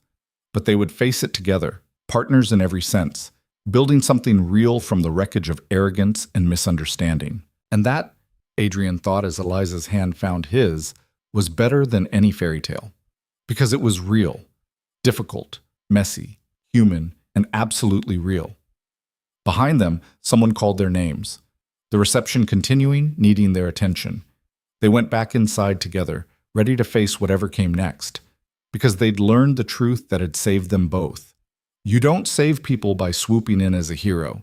You save them by showing up, day after day, doing the work. Together. And in learning to save London, they'd saved each other. Not from danger or disease, but from the loneliness of fighting alone. From the arrogance of thinking you don't need help. From the fear of being truly seen and still being loved. The Duke and Duchess of Everidge returned to their reception, to their guests, to their life of purposeful work and hard-won partnership. And if anyone noticed them holding hands just a little too tightly, as if afraid to let go of something precious and improbable and absolutely worth keeping, well, no one mentioned it. Some truths were better shown than spoken. And their truth was written in supply ledgers and clinic reports, in parliamentary votes and volunteer schedules, in the thousands of lives saved and the system slowly, stubbornly changed. A truth built not on romance but on respect, not on obligation but on choice, not on who they were supposed to be but on who they'd become together. And that was enough, more than enough. It was everything.